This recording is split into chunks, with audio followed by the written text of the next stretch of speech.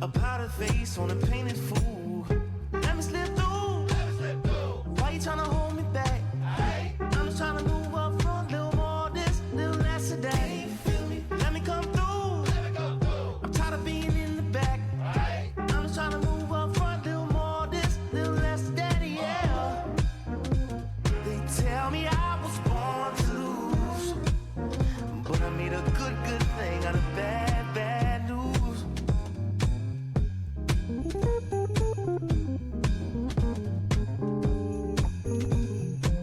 I don't worry about people in my face. I hit them with the style and grace, and watch the ankles break. Whoa, whoa. I know you wish I would fade away, but I got more to say. Lord, they pray. Ow! Let me slip through. Why you tryna hold me back? I'm just tryna move up front, little more this, little less of that. Let me come through. I'm tired of being in the back. I'm just tryna move up front, little more this, little less of that, yeah. They tell me I was born to lose, but I made a good thing out of bad news. All day, all night. Alright, alright. All day, all night. Alright, alright. Oh, why? All day, all night. Oh, why? Alright, alright. Oh, why? All day, all night. Oh, why? They tell me I was born to lose, but I made a good thing out of bad news.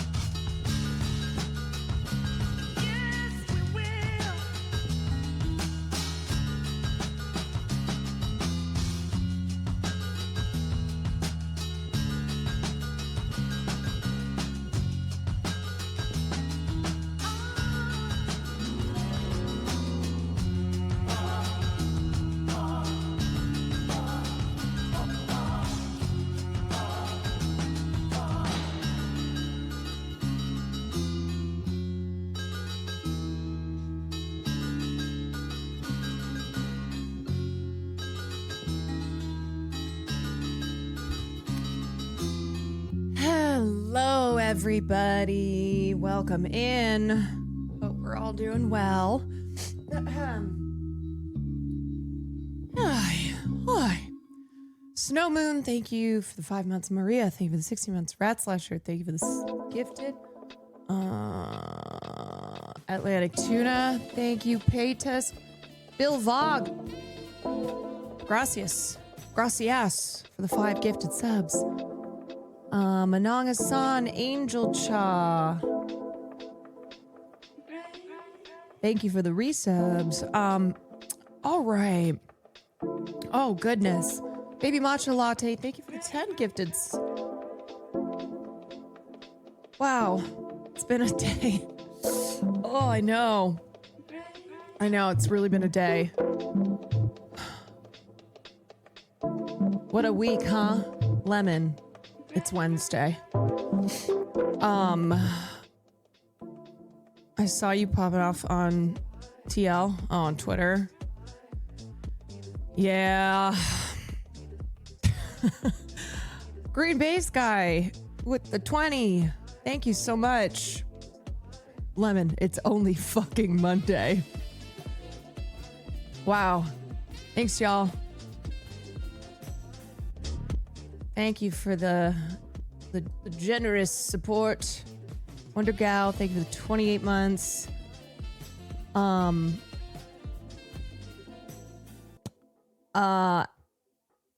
Thankfully, everyone was really respectful of Rob Reiner's passing.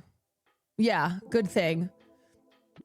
Good thing the President of the United States was really kind and generous in his condolences.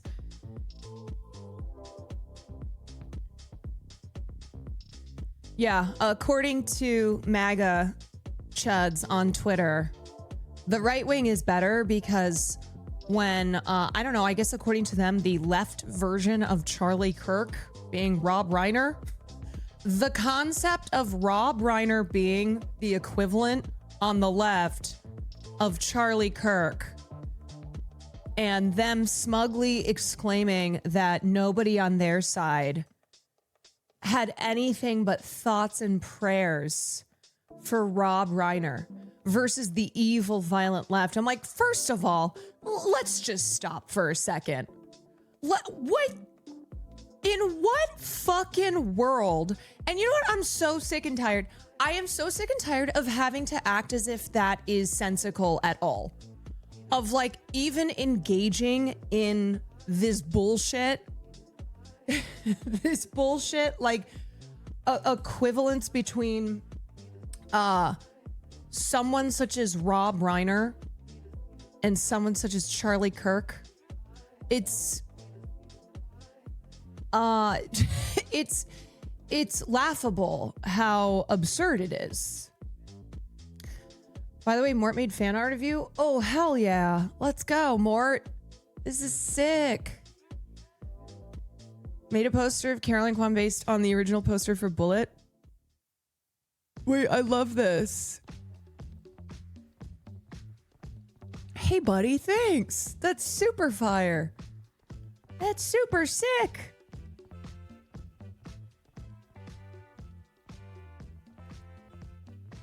Appreciate that. Rebel Mike, thank you for the 28 months. Just Tito, thank you for the 9 months. Nemer, thank you for the Prime Fair 3. Thank you for the 7 months. Dinor, thank you for the 32 months. Yeah, I look cool. Mort, thank you for making me cool. Thank you for making me look cool. Monty and Pukless, thank you for the resubs. Wow. Wow. Everybody. Okay. Let's just jump into it. Can I just say I love being fans of you and the entire Fear and crew because y'all are so nice and generous to fans. I hate to tell you, but the Fear and crew, they're fake bitches. You can't trust them.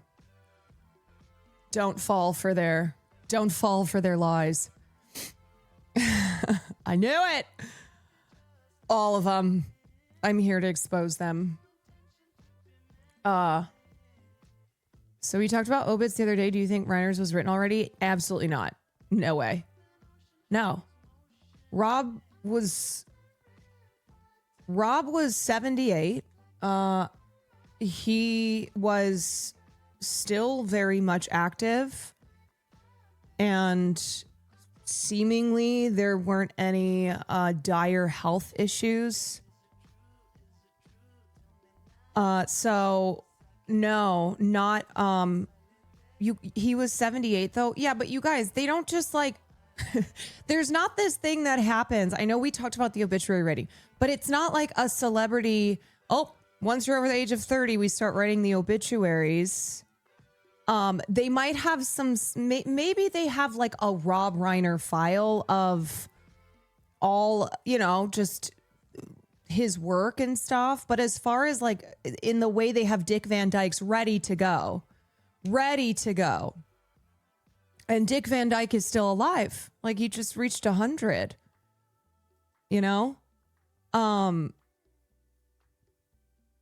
his dad, Carl Reiner, was 100. He also made it to 100. No, the news of Rob Reiner dying is like earth shattering. It was shocking to everyone. And I mean, last night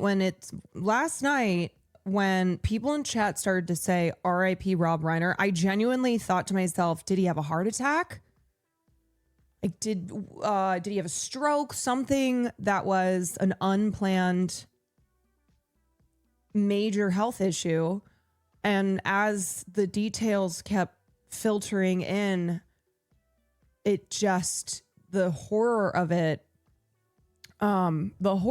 only got worse and worse. It wasn't just that Rob Reiner was dead. It was that he and his wife were both dead. And it was a result of their own son. Thank you for showing us Afterburn. I suffer with depression. That movie hit like a ton of bricks. You're welcome. Yeah, that was a special film class last night. I'm really glad we watched Afterburn. After Sun. So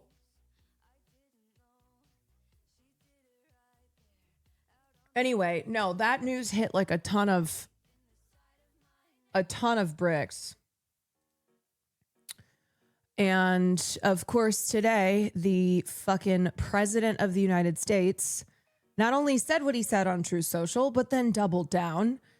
And part of me was like, yeah, I mean, not surprising because it's Donald Trump, but also surprising that he didn't, that he wasn't a little bit smarter with the way that he made his deranged, narcissistic Truth Social post. Because, yeah, you think Donald Trump can't get lower than he's already gone, but then he shows you that he can.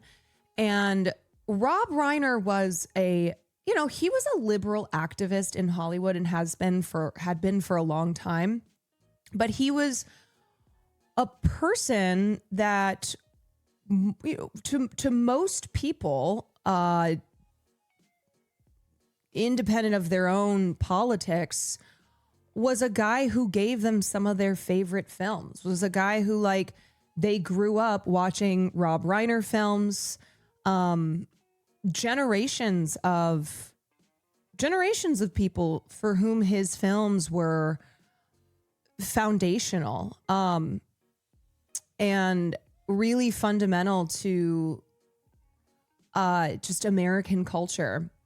And so the way that Rob and Michelle Reiner met their, incredibly tragic end was one thing, but then having Trump, and I'll pull up what he said, but having Trump say what he said and how he said it was just like so brutal, and even too brutal for some of his own followers, where they're like, oh, whoa, hey, sir, love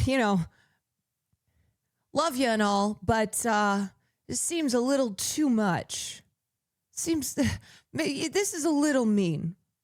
Because it was Rob Reiner, because it was the guy who gave us all these amazing films that, like, plenty of conservatives in this country grew up cherishing. And because for them, Rob was more than just, oh, he's a lib in Hollywood, so automatically fuck that guy. And when he dies and dies so horribly, fuck that guy. It it's a statement that's not going over well with even some of his biggest fans. And that's what happens when you are as important of a cultural figure like Rob Reiner, when your films are like films that are rooted in love and in humanity and in, you know, the spirit that really imbued itself in Reiner films that like people just fell in love with. There are tons of people in Trump space that loved Rob. Yeah. Yep. His movies are cultural staples. There's many famous quotes that came from his movies, endlessly quotable. What he said will upset them. You know how boomers are when it comes to speaking ill of the dead, especially someone like Rob. Yeah, it's just it's people looking at it and going, wow, okay, that's pretty distasteful. Don't really love that. Not that it's going to make them, you know, necessarily change their political opinions, but I think it just really shows that Trump is, at the end of the day, maybe the biggest narcissist on the planet.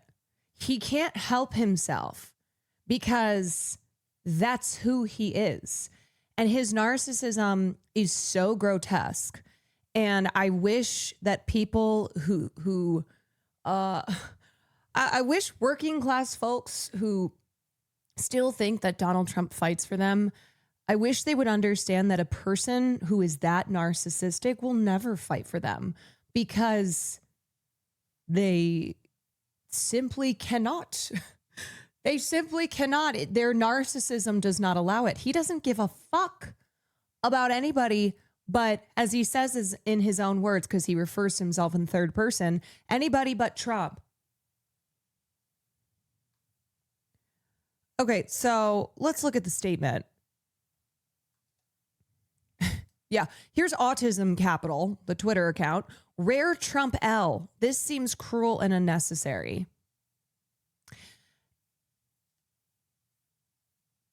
Rare Trump L because it's cruel, or par for the course with Donald Trump because the cruelty is the point. The crazy thing is Rob Reiner was outspoken how awful Kirk's death was, denounced it in every way. He's not even one of those people who didn't care, make fun of it. So for him to be attacked like this is insane. I mean, look at the way, we had 2 mass shootings this weekend at Brown University and at Bondi Beach. And the way that these grotesque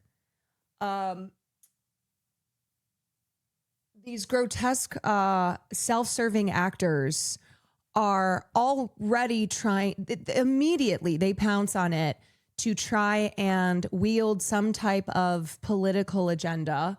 And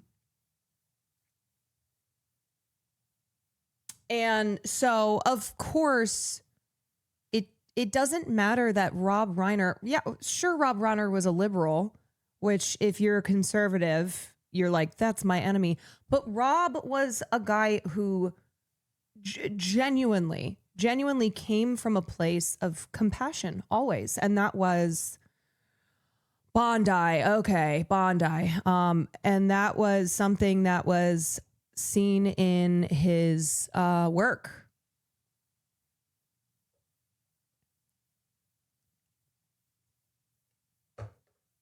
Even James Wood paid tribute to Rob Reiner. Yeah, because James Woods is a piece of shit. He is a piece of trash. But James Woods, like a lot of other people, saw how much somebody like Rob Reiner came from a place of care, and that his films, that his work, was rooted in that compassion and were just phenomenal. I mean, seriously, and we'll talk about Rob Reiner's work some more, but I don't know if anybody comes close to the just straight up legendary run of films that Reiner directed between like 1980 and the 1990s, where he did it all. An actual great Stephen King adaptation, too, tapping into so many different genres of film, generational run. One of the greatest rom-coms of all time. It was just like boom, boom, boom, boom, boom. So you can't deny that Rob Reiner was one of the greats. And his movies, yes, he was a political guy in his life, in his personal life. And his movies, though, they didn't push like a distinct, here's this lefty, like clearly pushing leftist political messaging, in their films. He was somebody who made films that were accessible to the masses and that the politics were rooted in a shared humanity. With Princess Bride, I can't remember who it was that had asked Rob Reiner, but they were like, what is this movie about? And he said, this movie is about a grandfather telling his grandson, the most important thing in the world is love. And that is that kind of messaging, those kind of themes, that that type of connection, that is universal. That is something that even a motherfucker like James Woods will appreciate and recognize that Rob Reiner was one of the greats. And to have his life that was so filled with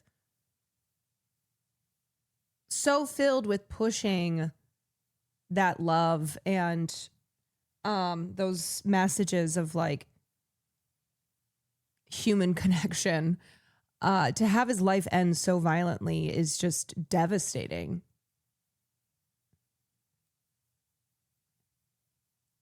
All right, so here's what this piece of shit, who's our fucking president, said. A very sad thing happened last night in Hollywood. Rob Reiner, a tortured and struggling, but once very talented movie director and comedy star, has passed away, together with his wife, Michelle, reportedly due to the anger he caused others through his massive, unyielding, and incurable affliction with a mind-crippling disease known as Trump derangement syndrome, sometimes referred to as TDS. Why does Trump sound as if he's the reason that Rob Reiner and his wife, Michelle, were brutally murdered? Because you don't even have to read between the lines here. This is pretty directly him saying the reason that Rob and Michelle Reiner died is because he caused others to feel so angry due to the fact that he has Trump derangement syndrome. So people who were upset on Trump's behalf, supporters of Trump, snuffed out Rob's life. Like, is that what we're saying here, Trump? He was known to have driven people crazy by his raging obsession of President Donald J. Trump, with his obvious paranoia reaching new heights as the Trump administration surpassed all goals and expectations of greatness, and with the golden age of America upon us, perhaps like never before. May Rob and Michelle rest in peace. He is such a cruel, narcissistic piece of shit. I just think that he manages to sink to new lows always, because when this is the type of person that you are, there are no limits. There are no limits to the depravity, to just the endless well of narcissism that fuels his blackened insides.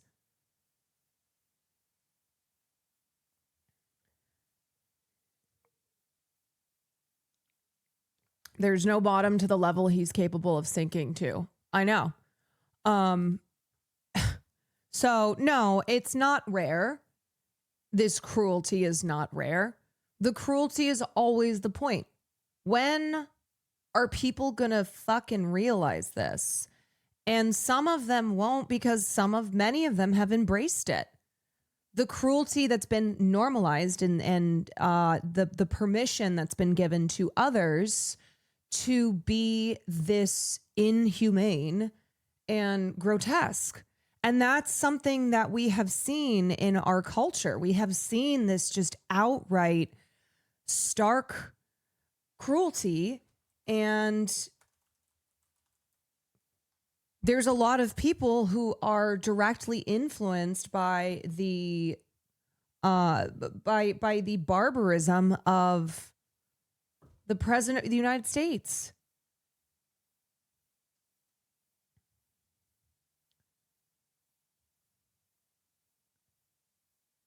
It's disgustingly vile, but it's not surprising he would say a statement like that. You know, it's not, but sometimes he does manage to get his little Trump jabs in to be like, oh, somehow Trump's the winner and all this, but still will be a little bit more thoughtful. And again, the bar is fucking in hell. But you know, he could have been like, though Rob Reiner didn't like Trump, you know, he was no friend of mine. What a tragedy this is. Something like that, where he's still getting in those little jabs of, well, I'm not really mourning Rob Reiner and his wife because they politically disagreed with me.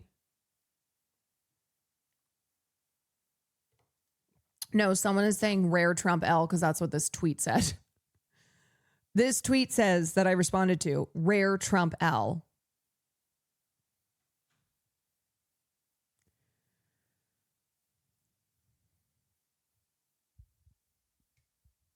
But boy, when Charlie Kirk says that a few deaths are worth it to keep our guns, all hell breaks loose. I mean, I know it's exhausting to keep doing the thing where you're like, do people on the right not understand the insanity here, where the president of the United States has fully given permission to this type of behavior, to this type of just disgusting, inhumane behavior in response to a gruesome murder of a beloved film director, and that nothing will come of it. You know, Republicans in Congress will, suddenly they aren't aware of what Trump's tweeting out, posting on Truth Social. A lot of Republicans in Congress who will just conveniently not have seen this post. So when they're asked about it, they'll be like, well, what? Oh, I'm sorry. I've, busy making sure that people lose their Medicaid benefits. So I haven't had time to see what the president's saying on Truth Social. And yet on the other side, you have countless Americans who lost their jobs, who had their lives threatened, who got deported because they wouldn't cry about Charlie Kirk. I know there's no point to going, do you see the absurdity here? Because these right-wingers, they still think they are morally superior. How many of them gleefully said on the internet today, see, the difference between us and the evil left is that when Rob Reiner dies, all we have is thoughts and prayers. It's like, yeah, okay, maybe you want to see what your president is saying. And then he also doubled down, of course. Have denounced a number of Like, that's the thing. It's one thing if he had just posted on Truth Social, but no, he doubles down. Republicans have denounced your statement on Truth Social after the murder of Rob Reiner. Do you stand by that post? Well, I wasn't a fan of his at all. He was a deranged person as far as Trump is concerned. He said, Also, referring to himself in third person, somebody get this guy out of here. This guy stinks. he knew it was false. In fact, it's the exact opposite, that I was Oh my God, a he's friend such of Russia, controlled by Russia. You know, it was the Russia hoax. He was one of the people behind it. I think he hurt himself in career-wise. He became like a deranged person, Trump derangement syndrome. So I was not a fan of Rob Reiner at all in any way, shape, or form. I thought he was very bad for our country. Yeah. A number of Republicans have denounced your statement. He deserves for everything that he has said and done throughout his just evil life. He deserves every celebration that will happen the day that the news breaks. The day that, whether it's a text that you get, group chat, whether it's you see a meme on Twitter, wherever, whenever, we collectively find out, ding dong, the witch is dead. He deserves every bit of celebration that is a result of that news. Do you think Trump is narcissistic and dumb enough to think because it's called a syndrome, it's a real medical diagnosis? I think he's narcissistic and dumb enough that he either thinks it does or thinks it should be. Thinks that it should be a real medical diagnosis. And to be clear, obviously, what I say about the celebration that is deserved the day that the news breaks, it is for all of it. It is for all of it. His response to Rob Reiner is simply just him showing that there are no limits to which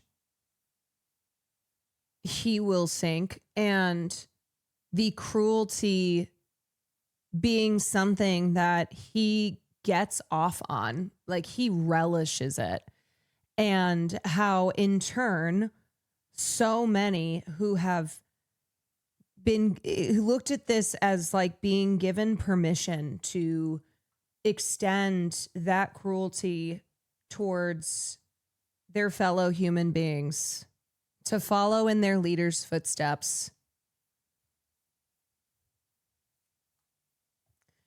Yeah. It's,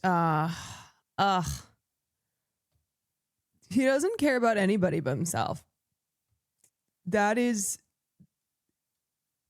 the mark of a true narcissist, an inability to have empathy. Because all he thinks about, all that matters to him is Trump. Jay Hearn, thank you for the 37 months. Hogan, thank you for the gifted. Dr. Bear. Monty G, thank you for the resubs. All right, so let's dive into First, I want to look at the reporting on Rob and Michelle Reiner's very, very horrific, tragic deaths. Also, I feel obligated to say a big fuck you to TMZ yet again. TMZ, Page 6, People Magazine. It's like, people, we see you too. Okay, we see you too. Framing a headline, exclusive, the details on Rob and Michelle Reiner's murders, exclusive. The true crime culture that we exist in, the tabloid, there being no lines that these journalistic outlets will not cross. No lines. There are no lines for them. There are no red lines. And it is so morally fucked up, and it's just so rotten. It's so rotten. And TMZ in particular, of course. I mean, it's always been fuck TMZ, but oh God, it's like there's almost a glee. There's almost a glee to the nature of a violent, a crime being this violent in nature, and how outlets like TMZ are so excited and don't even bother to hide how they're like rubbing their hands together, going, "Ooh, this is gonna be a hit. We're gonna get all the clicks here." It's beyond tasteless. Yeah, it's really it's so vile, man. All right, so let's see here. Let's watch. All right. Tonight, police say the person responsible for the brutal murders of Hollywood icon Rob Reiner and his wife Michelle is their very own son. They worked throughout the night on this case and were able to take into custody Jenna, Nick Reiner, a suspect in this case. The 32-year-old arrested at 9:15 last night, according to police, less than 6 hours after the disturbing discovery of the couple's bodies inside their Brentwood home. Verifying we have 2 cardiac arrests. A source close to the family telling NBC News both appear to suffer fatal stab wounds. Nick had been living with his parents on and off, according to 2 sources with knowledge of the situation. Yeah, so it's just, as I said, every detail more horrifying than the next. And it's what it's what makes to the president's response to these horrific murders, to this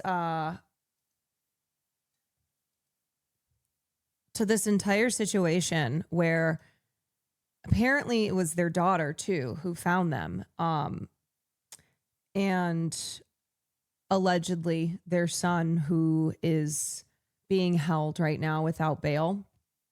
He is their prime suspect. He was arrested. It's just such a tragedy all around. And I think too, there are so many acts of violence that occur constantly. And even just this past weekend, there was the mass shooting at Brown, which you wouldn't know if you watch CBS News, because all Barry Weiss gives a fuck about is trying to shove Erica Kirk down our throats. But there was the shooting at Brown. There was the mass shooting, the Hanukkah shooting at Bondi Beach. And then to top it off, I mean, and those are just a couple of the major events from this weekend. To top it off was the news that Rob and Michelle Reiner had been killed. And I think it's something where it's like, it's so disturbing, because it's a reminder that, one, we are desensitized to violence. We are desensitized to like mass violence that's so violence that happens all the time, whether it is an ongoing genocide, whether it is a mass shooting at a college university that had people who had already, students there who had already survived a mass shooting when they were in high school. And I think this is something that kind of shook people maybe a bit out of that desensitization, or just affected them in a different way, because it's a famous family, a filmmaker who was a fundamental part of a lot of people's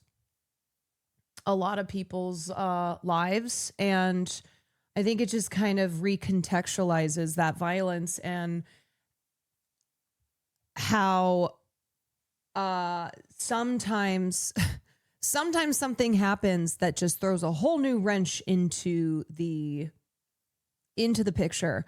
And on the other hand, though, it's like, we are not built to withstand all of this tragedy constantly. So I do understand why people, as like as either they're like burnt out, or as a way to protect themselves, that they will be desensitized, that it will be like another mass shooting doesn't shake people the way that it did when like Columbine happened, before mass shootings were happening at the rate of hundreds each year, more days than in the year. So I think, I don't know, I was seeing a lot of people react to this, and a lot of the sentiment kind of, I think, not just in regards to the Reiner murders, but I think what can happen is when something breaks the dam, there is just this overwhelming sense of grief, and of exhaustion, and of just the dire need for any compassion and any empathy in this world, you know?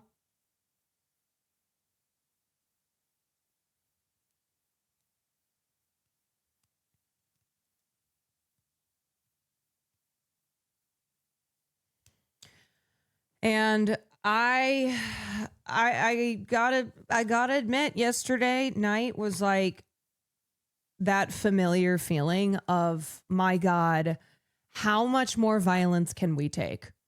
How much more violence in the form of mass shootings, in the form of fascist immigration policies, of like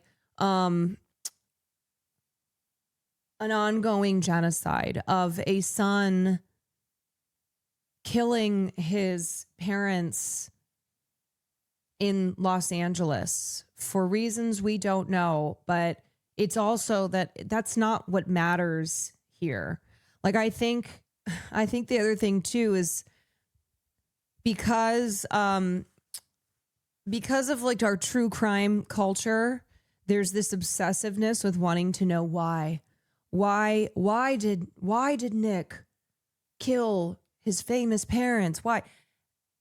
And I think if you're asking why, rather than how do we live in a world where there is so much violence constantly, and how a lot of that violence we've become so desensitized to, and every once in a while that nut will crack open because of, say, famous couple being brutally murdered.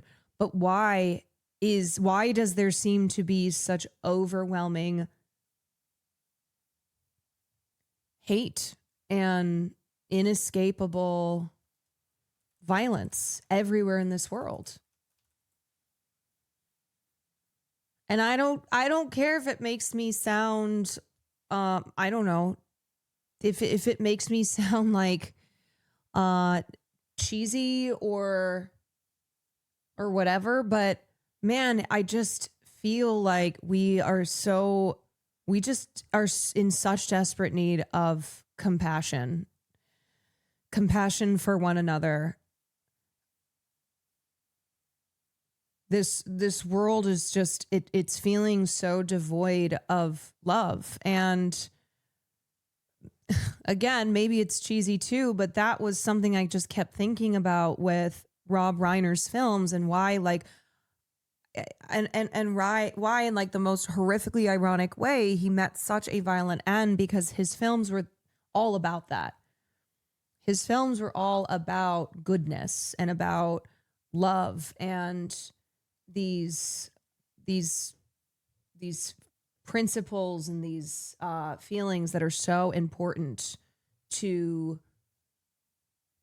being human beings.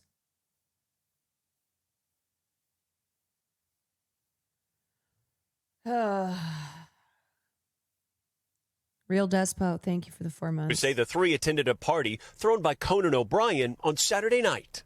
Those sources tell us Nick was disruptive and made guests feel uncomfortable, adding that Rob and Michelle were embarrassed by his behavior and even expressed worries about his health. All I ever wanted was a way to kill the noise.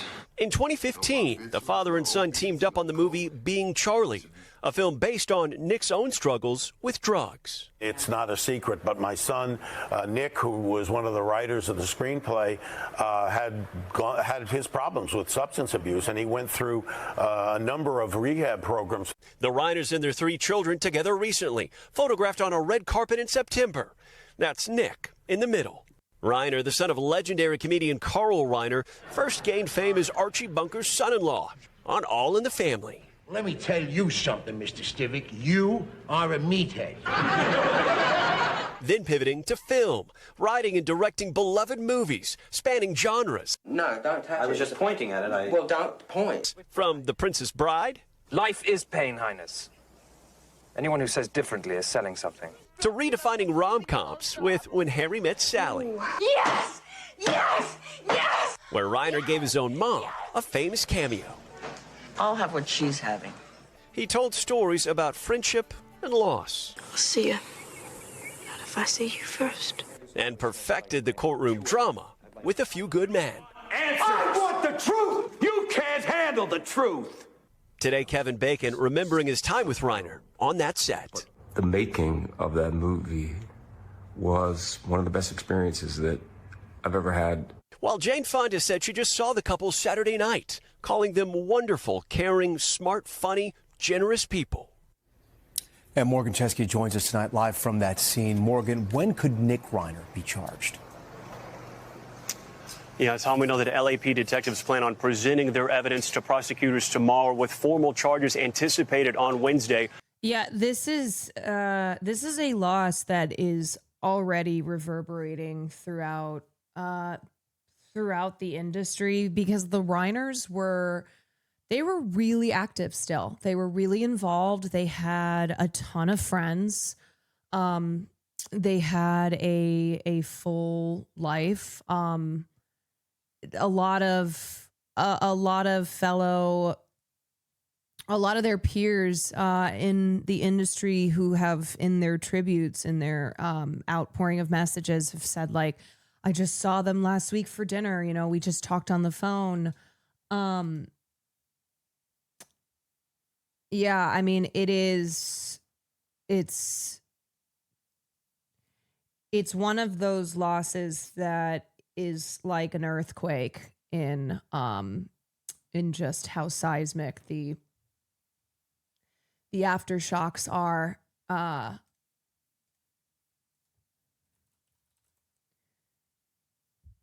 So it's a major loss. As for the 32-year-old, the Hackmans seem more reclusive. Well, first of all, yes, the Hackmans had been. Gene Hackman had not lived in California for many, many, many years.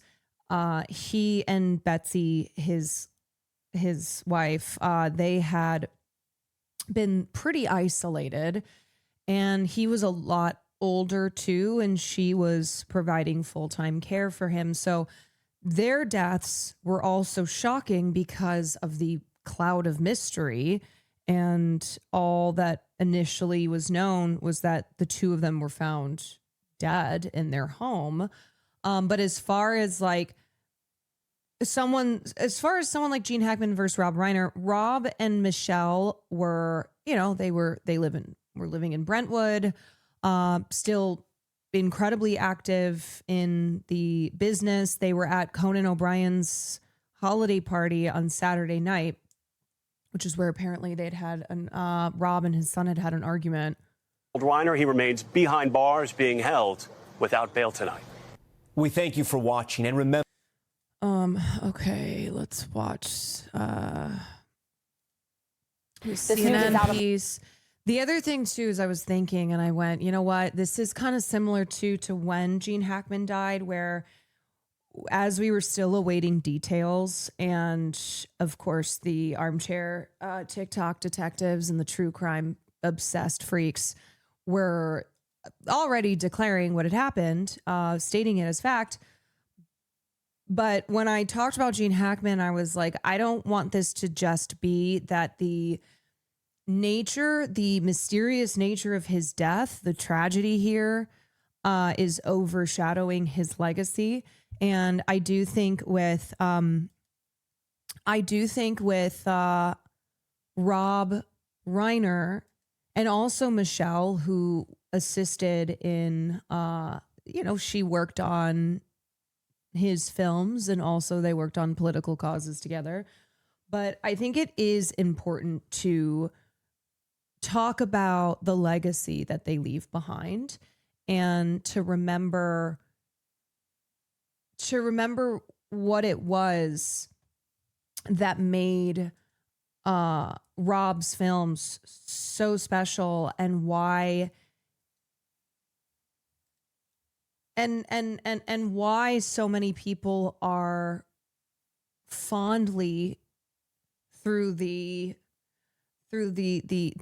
tragedy here, they are fondly remembering Rob Reiner's legacy that is left behind. So I do want to talk about that. I want to it's important to remember someone like that when they are such an important cultural figure. It's like Phil Hartman. I was also thinking of Phil Hartman too. And it's so awful when the nature of somebody's death is so tragic and horrifying, and also like it's how do I word this? Like the kind of salaciousness that can emerge because we live in a true crime obsessed culture. All of that can overshadow the great, incredible work that somebody leaves behind, and what they should be remembered for.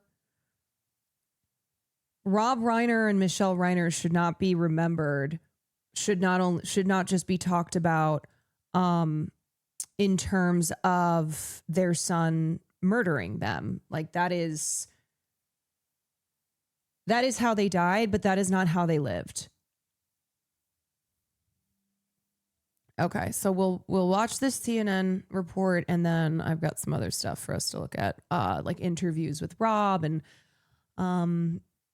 clips from some of his most famous films. Los Angeles and the deaths of Rob and Michelle Reiner. I want to get back to Stephanie Elam. What are you learning, Stephanie? Pamela, we have a big development here now. We can tell you that Nick Reiner, the 32-year-old son of Rob and Michelle Reiner, has been booked into a Los Angeles jail that happened on Monday, happened today after his parents were found dead. Now, what is worth noting here is that it doesn't exactly say what he's charged with, but we do know that his bail has been set at $4 million, according to these jail records that we are seeing here, but still not clear on what has happened here. And family members are continuing to be interviewed as this investigation continues, but obviously this is a very large development here, that there has been an arrest, booking into jail for this case, for the deaths of Rob and Michelle Reiner, and now learning that the person who has been booked into jail is their 32-year-old son. Yeah, it's an amazing development indeed. I want to bring in our chief media analyst, Brian Stelter, who's joining us right now. Huge development. I must say, Rob Reiner was such a major presence in Hollywood all of these years. But give us your reaction to what the breaking news is. That's right. And Rob and Michelle Reiner had 3 children, 2 sons and 1 daughter. They were most recently photographed together, all as a family, on the red carpet for the family's newest movie. Rob and Michelle had both worked on, Rob had directed a sequel to This Is Spinal Tap. So they were out there being photographed in September. I'm not American, so excuse my ignorance, but people can get bail despite facing a murder charge. Yes. All together as a family. But it's usually obviously come when they're up wealthy. Right away that Nick Reiner struggled for many years with drug abuse. He was homeless for a time. And that's something that Rob Reiner spoke about and was public about and was transparent about. In fact, the 2 men worked on a film together about 10 years ago. The film was titled Being Charlie, and it was loosely based on his son Nick's experiences earlier in life. Nick Reiner did not end up getting other screenwriting credits later, but they did come together for that collaboration about a decade ago. And Rob Reiner spoke very eloquently about learning about his son, about learning about Nick's struggles through that filmmaking process. Quoting from the Los Angeles Times back then, Reiner and his wife struggled as their son Nick was addicted to hard drugs, rotating in and out of rehab facilities like they were shopping malls. The couple wondered if there was an end in sight. So that's a decade ago. That is in the past, but it is relevant context about Nick Reiner, 32 years old, as people are going to be wondering now why he has been taken into custody and why he's been booked on this felony charge. And now, Wolf, we're going to await for answers from authorities there in Los Angeles. Yeah, we are waiting for answers. And Stephanie, on that point, what happens next for Nick Reiner? Do we know? And also, can you tell us anything more about him? We learned from Brian, but I know you can expand. Yeah, I think what's also worth noting, right, we learned about this happening, that it happened in the late afternoon local time here in California yesterday. Go for it, Zybach. Looking at the jail booking document, you can see that Nick Reiner was arrested yesterday. That's a new development that we've seen in there, and he was booked into jail today. We did hear from the Los Angeles Police Department that they had to get a search warrant to further their investigation before they could even go farther with saying who they thought may be the suspect in the case and what may have been a motive. We were standing out here very early this morning when they took away the police tape, opened up the street, and now shortly thereafter we're getting this booking information from the jail. So just giving a bit of context. All right. I think we're losing our connection with Stephanie Elam, but we'll get back to her. I literally thought that was my computer. Considering my PC has taken a dump a couple times, I went, oh, great, here we go. Brian Stelter, you're still with us. Talk a little bit more about Rob Reiner's impact on Hollywood. As all of us who grew up watching Rob Reiner, we know he was huge. And in so many different ways. That's one of the reasons why Rob Reiner was a special figure. It's why some people today are likening him to a mayor, an unofficial mayor of Hollywood. It's because he was not just a writer and actor. He was not just a director and a producer. He was not just a role model to younger filmmakers. He was all of the above. That's why we saw other legends like Larry David hurrying to his home in Brentwood yesterday, wanting to try to be there, wanting to try to be close to the scene.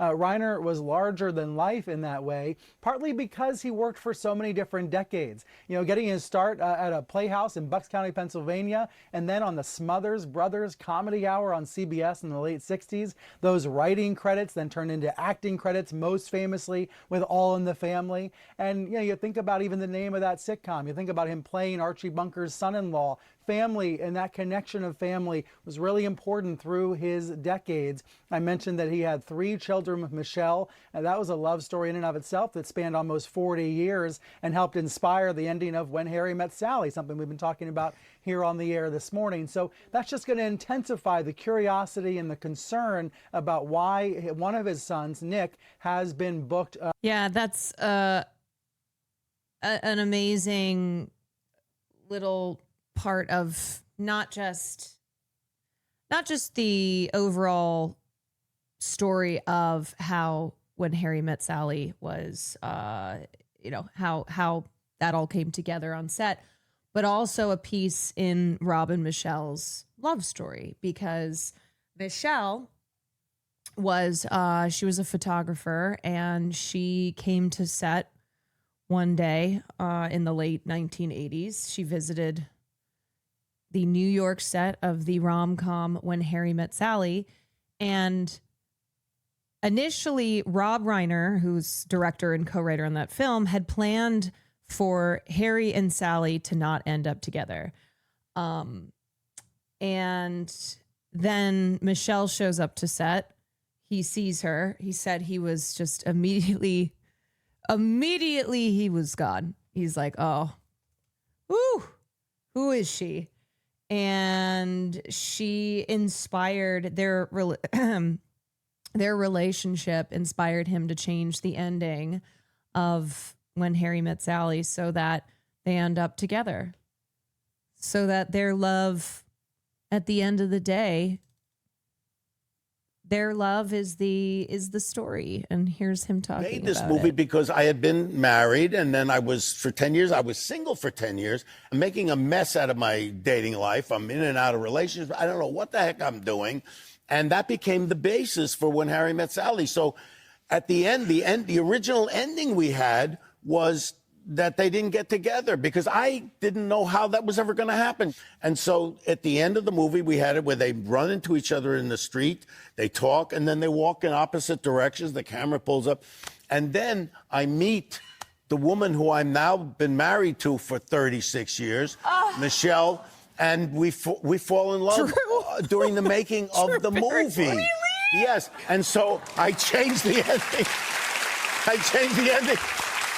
So that they get back together. They get together. When you realize that you want to spend the rest of your life with someone, you want the rest of your life to start right now. To start as soon as possible. As soon as that's possible. Right. And that's a line that Billy Crystal wrote that. He wrote that whole little last speech.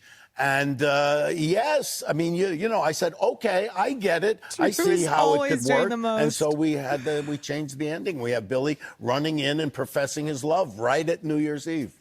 It's perfection. I'm so glad to go behind the scenes of that moment.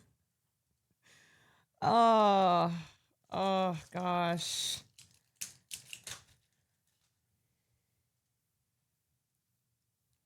Love Drew by God. I know. Yeah, and so after they got married, then Michelle worked on some of Rob's films. She was a photographer on Misery. She was a producer on Spinal Tap 2, and then they shared they shared political and social causes and started working on political projects together in the 90s. One of which was the I Am Your Child campaign. It was to raise awareness for the importance of early childhood development and improve access for parents to have support services. So yeah, so I say that too because obviously we're talking a lot about Rob, but I don't want to forget about Michelle as well. On this felony charge, this unknown felony charge. Unfortunately, we're in a little bit of an information vacuum right now. 9 months. But we do know a family member was interviewed by police last night, and now we know one of the sons is in custody. Yeah, and tell us more about the reaction to Reiner's death and his wife's death. And I, you know, just to mention, you personally spoke with Rob Reiner in the past. I mean, you had a connection to him that a lot of people didn't. Well, I was thinking about what it was like to sit down with him because, you know, sometimes you never know what you're going to expect when you're talking to one of these A-listers who's been around forever, who's been out there in the movie-making industry, who could doing anything, talking to anybody. Sometimes they might be dismissive, but in the case of Rob Reiner, he made everybody feel at ease immediately. He was cracking jokes with the folks there on the set that day, having everybody in stitches. You could tell that he was a natural-born entertainer, and that came, of course, in part from his father, Carl, who was was a comedy icon as well. Reiner was married once in the 70s to the late Penny Marshall. Then he met Michelle while working on When Harry Met Sally, and that's why the end of the film changed the way it did, because Rob Reiner was newly in love. And then they had a really great working relationship for decades. I mentioned that film Being Charlie that was loosely based on his son Nick's struggles with homelessness and addiction. But there were films that Michelle and Rob worked on together, including most recently that sequel to Spinal Tap that just came out in September. I was inspired by an interview Reiner did with NPR earlier this year, saying that he wanted to keep telling stories, that even in this AI world, that this corporate Hollywood world, that people are always going to want to connect to great storytelling. And that's what Reiner was able to do, whether through his own production company, through supporting actor roles on sitcoms and movies, or working with his wife on any number of film productions. You know, and we also know a little bit more now about Nick Reiner, the son of the Reiners, and some of his past struggles, as you correctly point out, with addiction, which in part inspired the movie Being Charlie, which Nick and his father worked on together. Right, Brian? Yeah, I was struck by this sentence in the LA Times story as we all piece this together and understand more of the background. It said Nick Reiner did, quote, survive his descent into heroin and homelessness, getting clean, and he and his most famous father decided to deal with their family's troubled past in a most unlikely way, by making a movie about it. Rob Reiner talked in interviews, again, this was in 2015, a decade ago, about how he was able to better understand what his son went through. And his son was in his early 20s at the time, Nick Reiner now 32. I mentioned they were photographed together on a red carpet. They were also photographed last year together at an event, at a restaurant opening. So there was a sense of togetherness. We know this family was fully together at some points. There are other photos, though, where you don't see Nick Reiner in the picture, where you see the other son and the daughter with their father. So there's a lot we still don't know yet about the history here, about Nick Reiner in recent years. A lot of people with questions right now, most specifically about why he has been brought into custody. You know, it's interesting. Rob Reiner was not only a Hollywood director, but he was also heavily involved in politics. He donated to many Democratic political groups and candidates. And I had a chance, and I remember this vividly, of interviewing him back in 2004, just ahead of the third debate between President George W. Bush and John Kerry. Here's some of what he told me at that time. Listen to this. The fact that we've 3.8 million people have lost their health insurance, almost 1 million people have lost their jobs, and over 6,000 people are dead or wounded in Iraq. These are grave mistakes, and we have a president who's unwilling to admit to any mistakes. He also advocated for a number of causes, including marriage equality, early childhood education. Yeah, I mean, look, I don't understand how you can, how if you're conservative and you hear the political beliefs that Rob Reiner expressed, how it's like some how it's like something so gross. So God forbid that Rob Reiner is expressing his expressing this need to like take care of people in this country, because that's also like what he expressed in his films, his belief in taking care of one another, and how he believed in like the goodness in people, and that just always showed in whatever he was working on. But Reiner's a guy who, yes, he was a prominent liberal activist in Hollywood, but it's like he advocated for support for parents, for resources for children coming from lower income communities, so that they have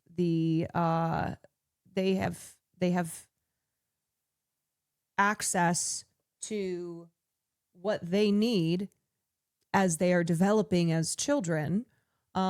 Him fighting for people's freedom in getting to marry freely and love freely, you know, the message that he always would push in his politics was like taking care of one another.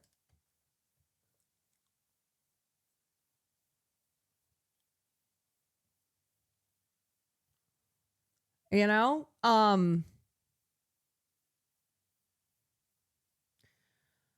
don't know. So it's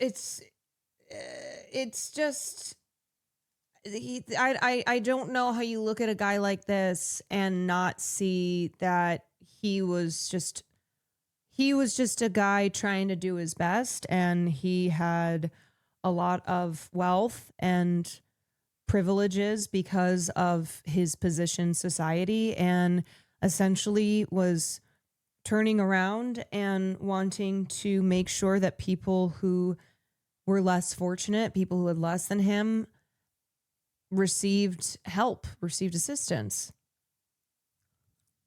And fighting big tobacco. Brian, tell us a little bit more about the politics of Rob Reiner. Yeah, and unfortunately, President Trump is out this morning with a pretty crude, pretty crass post about Reiner, suggesting that maybe somehow he died because of his hatred for all things Trump. Hopefully that's not going to get too much attention today, as it really muddies and pollutes the discourse. We're talking, unfortunately, about a Hollywood murder mystery, right? We have police on the scene investigating what is an apparent homicide.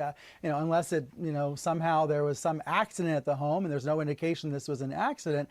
We're talking about a situation where someone seemed to want Rob and Michelle Reiner dead. And there's a lot of questions I'm sure the authorities are trying to answer and will then answer in the public in due course.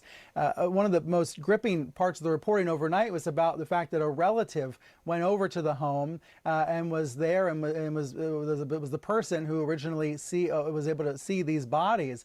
Your heart goes out to whatever relative that was, whatever family member that was, who stumbled onto this crime scene. And I think as more reporting comes out, we'll find out who that was and what that moment was like. But it may speak to the close-knit nature of this family coming over on a Sunday afternoon, whether that was on an ordinary Sunday or because they were concerned, in this case, about the mother and father of the family. And again, a lot we don't know on that front. Oh, gosh. Ugh. Last night. Ugh.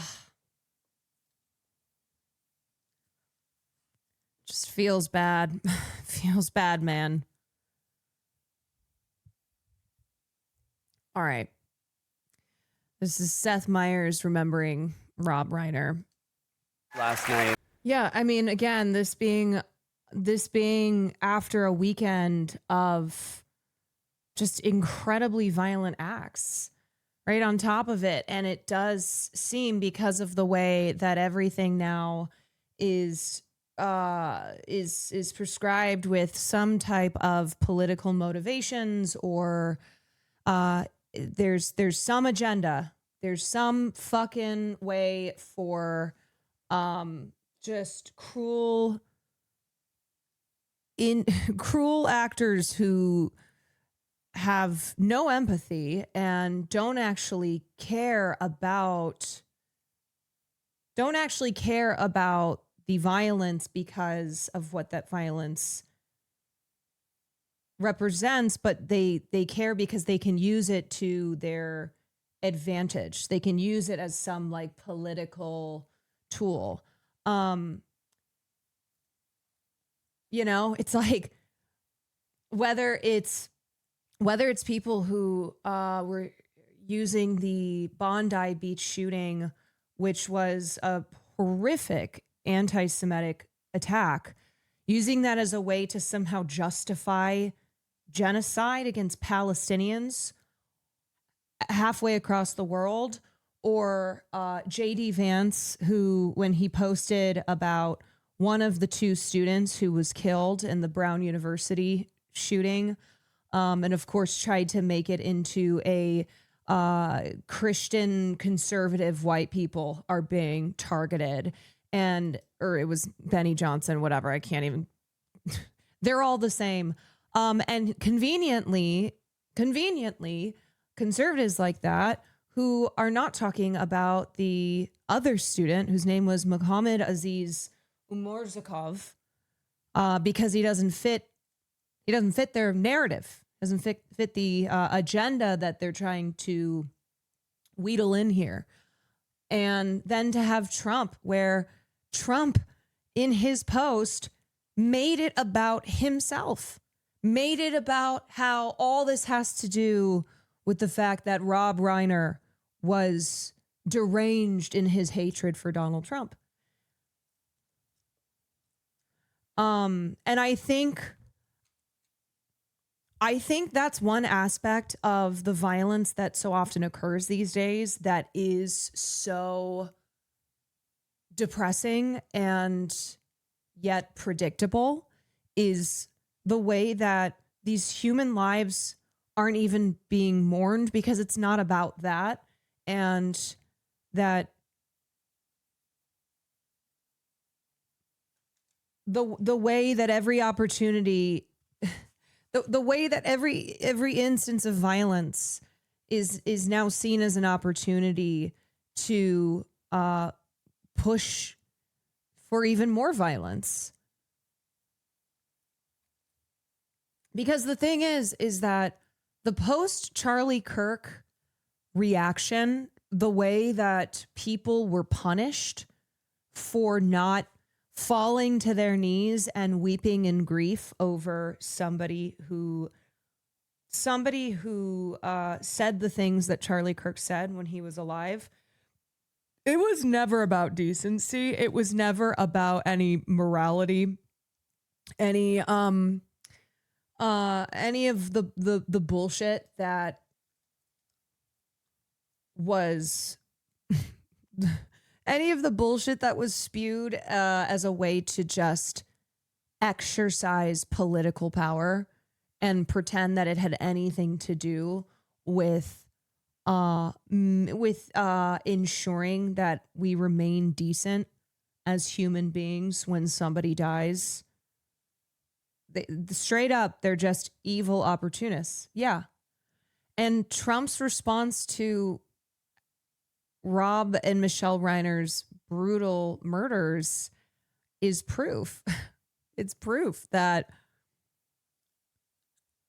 what happened with the consequences that so many people faced, the professional and personal consequences that were faced in the wake of Charlie's assassination, had nothing to do with decency. Fuck these people. They're just bullying us into their narrative. Yeah. And so, no, this isn't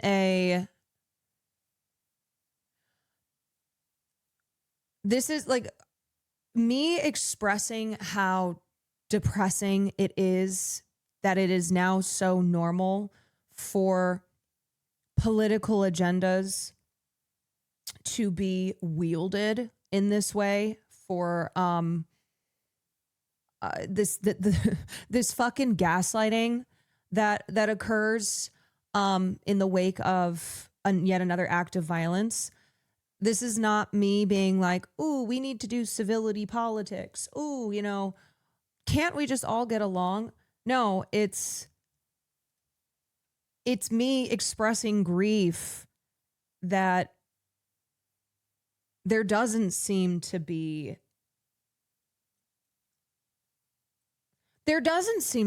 any decency.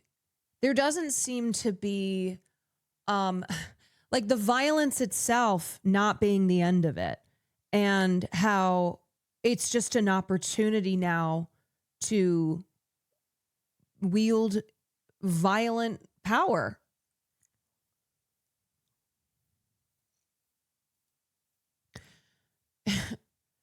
Like, are we seriously supposed to fucking care about anything Erica Kirk, who's now Barry Weiss's favorite person, anything that she has to say about political violence, when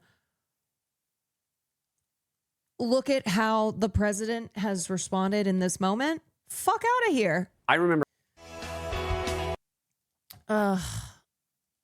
somebody had a tweet about this that really resonated with me, but we've lost a lot of really great artists this year, and some of them due to just old age and the accompanying, kind of health issues that come from being having been alive a long time. So we've lost some people, I guess I'd say naturally, others so suddenly and in really tragic ways. But I think something that always hits me is when we lose more and more of just great artists, and oftentimes it feels as if in say the film industry, we're kind of losing like the last bastion of filmmakers and creatives that were not constrained by how just how the industry operates today, and that when they were alive and working, that there just seemed to be more of I don't know, there seemed to be kind of more of a freedom, and not to say there aren't great young talents today, but they just don't have the support and the opportunities that a lot of their older peers had when they were coming up. And anyway, this person tweeted, "I never met these people. I don't know them personally, but I feel this emotional loss with their passing. And I think that's what great art does. It pulls us close to those we've never met in such a human way. 2025 has been an incredibly painful year filled with loss for everyone." Yeah, I just think about, oh my God. I mean, I thought 2025 was rough enough with the legends that we have lost throughout the year. And then here we are with only less than 2 weeks to go till the end of the year. And now we've lost Rob Reiner. And it just feels, it feels like a piece of you kind of gets snatched out because somebody like Rob and the films that he created were so formative to a lot of us. And just the feelings that you got watching any of his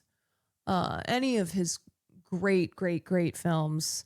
But at least luckily, that's what's left behind, even when the person who gave it to us is no longer here. It's never the pieces of shit that go. I know, it really does feel like that. Okay, here's the Academy's post. Rob Reiner's impact on cinema is immeasurable.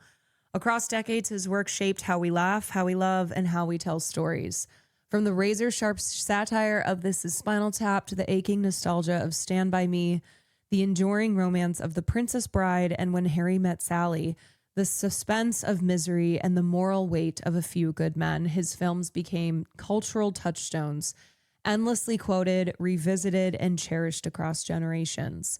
Rob told stories with uncommon warmth and clarity, moving seamlessly between comedy, romance, drama, and suspense.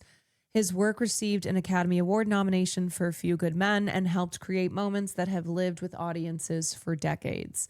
In his films, we continue to find laughter, love, and reflection of ourselves.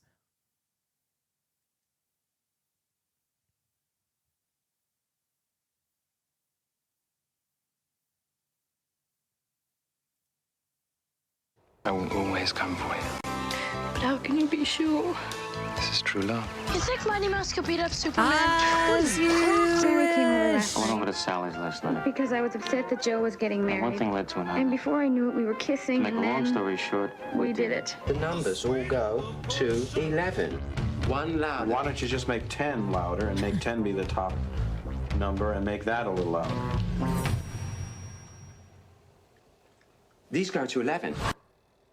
From Princess Bride to When Harry Met Sally to Spinal Tap, Rob Reiner made us laugh, cry, and believe in true love. For a look at Reiner's legacy and what he leaves behind, we're joined live by Peter DeBruge. He is the chief film critic at Variety. Thank you so much for joining us. Sure, Sheba. Yeah, there's so much to talk about when you span a 6-decade legacy. We're naming movies that really change film and television forever. Where do you even start when you think about the impact he had on film and television? You know, it's true, and he, even before he made this incredible directorial career, he was on television sets all over America as the son in All in the Family. He was Meathead Bunker, you know, and that's a television Spicy series Dish, that thank you for the 5 months.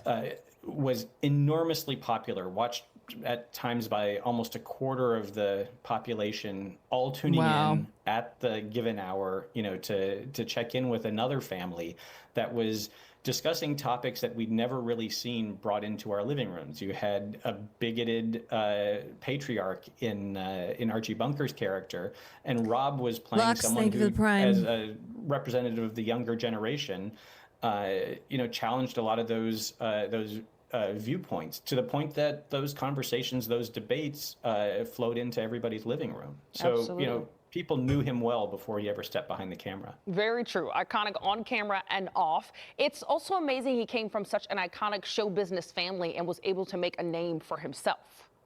Yeah, that's true. His father was Carl Reiner, you know, who had co-starred. He was the straight man to Mel Brooks's kind of wild and crazy comic energy on Your Show of Shows, working with Sid Caesar. You know, Rob met these legends when he was, you know, just 4 years old, and inherited, I don't know if he inherited, I think he learned, you know, because his dad, Carl, was actually skeptical that Norman Lear wanted Rob for the show, not realizing that his son had comic potential. But boy, did he prove that. You know, his first film directing was This Is Spinal Tap, a film that just kind of revolutionized the comedy genre. With the kind Can you believe that was his first film? This Is Spinal Tap. Which was just groundbreaking in so many ways. I mean, thanks to This Is Spinal Tap, we have the we have the career of Christopher Guest. Just the so many people who ended up pursuing comedy in their careers as writers, as performers. I think a lot of them point to This Is Spinal Tap as like just so foundational to their love and pursuit of comedy. Senmis, thank you for the resub. Yes, the mockumentary owing so much to Spinal Tap. Documentary form. Absolutely. And when you talk about the legacy he's leaving behind, you can't just talk about what was on screen. There were also his political ambitions, championing things like gay marriage. Talk about him being an activist when he was not on screen. Well, you know, it's interesting how those kind of values that were sometimes associated with his meathead character on All in the Family, you know, were things. He was a liberal, progressive leader here in town, someone who organized, raised money, held events, but also look at kind of like the 90s portion of his career. I love that you've spotlighted those 4 seminal 80s movies. You know, Princess Bride is the movie I would take with me to a desert island, but in the 90s, he did 2 movies with Aaron Sorkin. You know, that was first A Few Good Men, you know, of course, the You Can't Handle the Truth confrontation between Jack Nicholson and Tom Cruise, one of the great courtroom dramas. And then they reteamed again to do The American President, which is a movie that anytime it's on TV, I find myself glued. I cannot turn away. I'm sure all of your viewers feel that way about one of Rob's movies, whether it's When Harry Met Sally but you know, I bring those 2 up because the kind of political aspect of Aaron Sorkin and it was a great marriage with Rob Reiner's sensibility. And the show The West Wing is basically something that you could extrapolate from the dynamic we saw in The American President. It's just amazing. I mean, he leaves so much behind, and that is the part we will continue to enjoy as we remember his legacy. Peter, thank you so much for being with us this morning. My pleasure.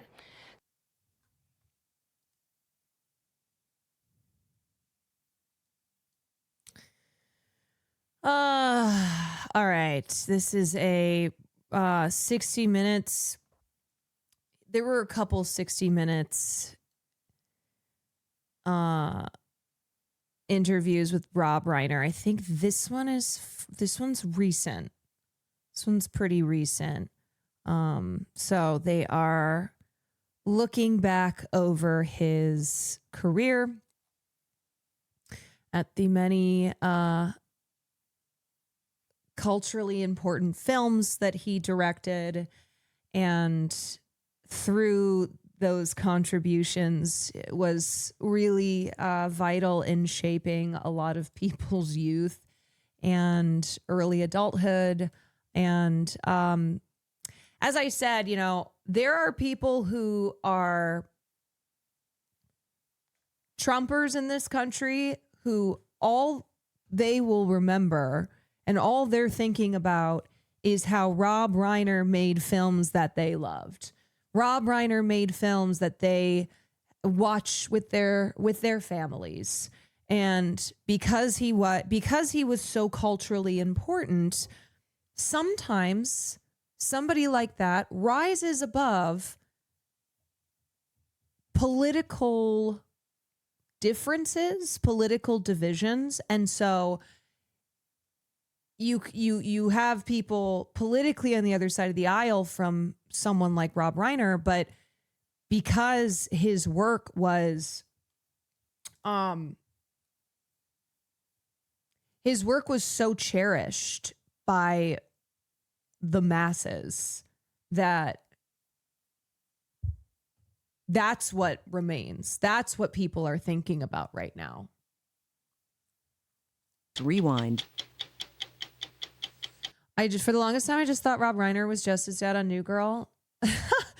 Somebody was like, you shouldn't feel embarrassed about how you came to know Rob Reiner. Like, there is no, I'm embarrassed that I knew Rob Reiner from like a guest starring role he had on a TV show and didn't know that he was an Oscar nominated director, that he comes from this very famous family. I think with Rob, there's no wrong way of having discovered who he is, whether you find him through his work as an actor or as a director. Yeah, he's the father on Wolf of Wall Street. What was another one that I just remembered that Rob Reiner. Okay. He is. Fuck, I'm trying to remember what.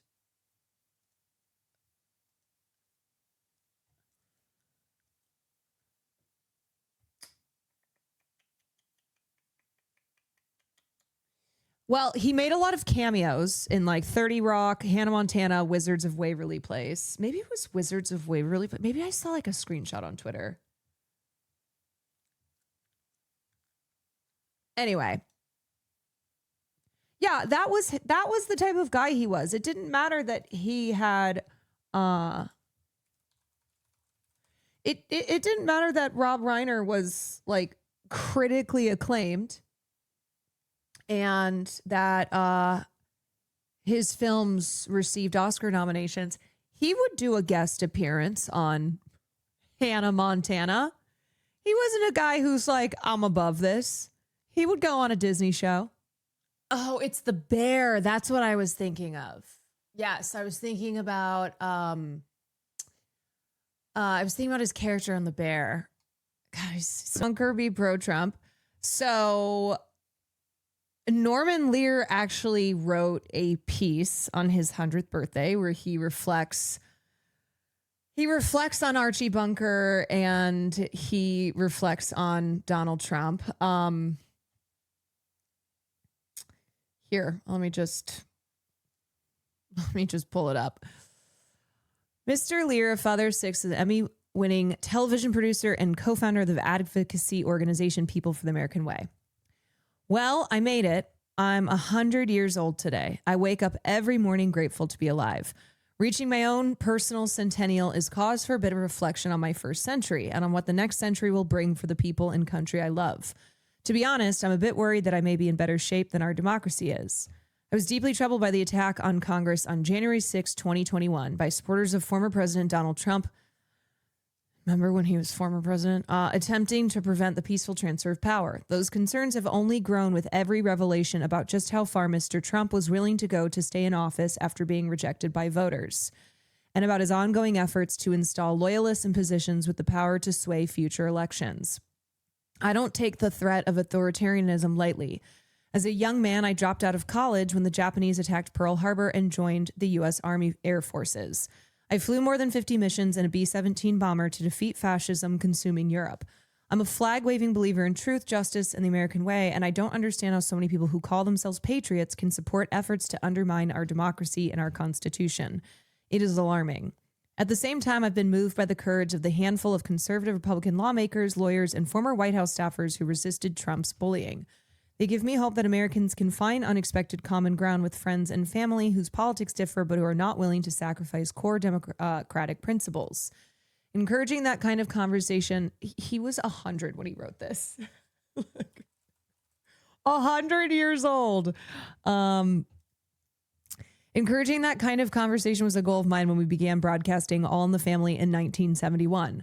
The kinds of topics Archie Bunker and his family argued about, issues that were dividing Americans from one another, such as racism, feminism, homosexuality, the Vietnam War, and Watergate, were certainly being talked about in homes and families. They just weren't being acknowledged on television. And when Norman Lear passed in 2023, so just about two years ago, and I did a whole stream talking about Norman and his legacy, we talked about All in the Family, because All in the Family was truly groundbreaking. One of my favorite words to use here on stream when talking about these cultural giants.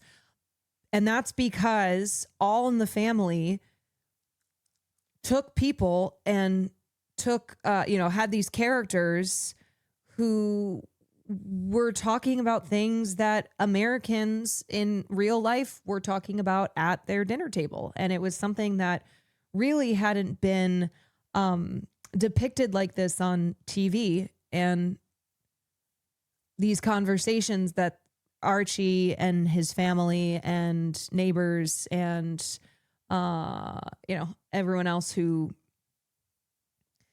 anyone and everyone who appeared on the show that they were having on the show.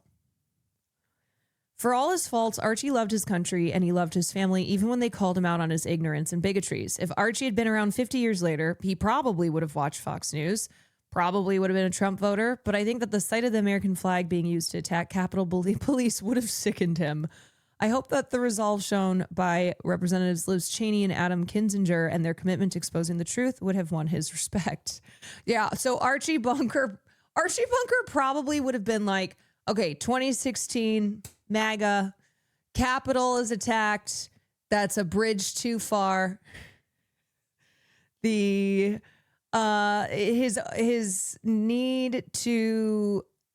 desire to see these political institutions and the freedom, the democratic freedoms in this country, his desire for that potentially outweighing his support of Donald Trump.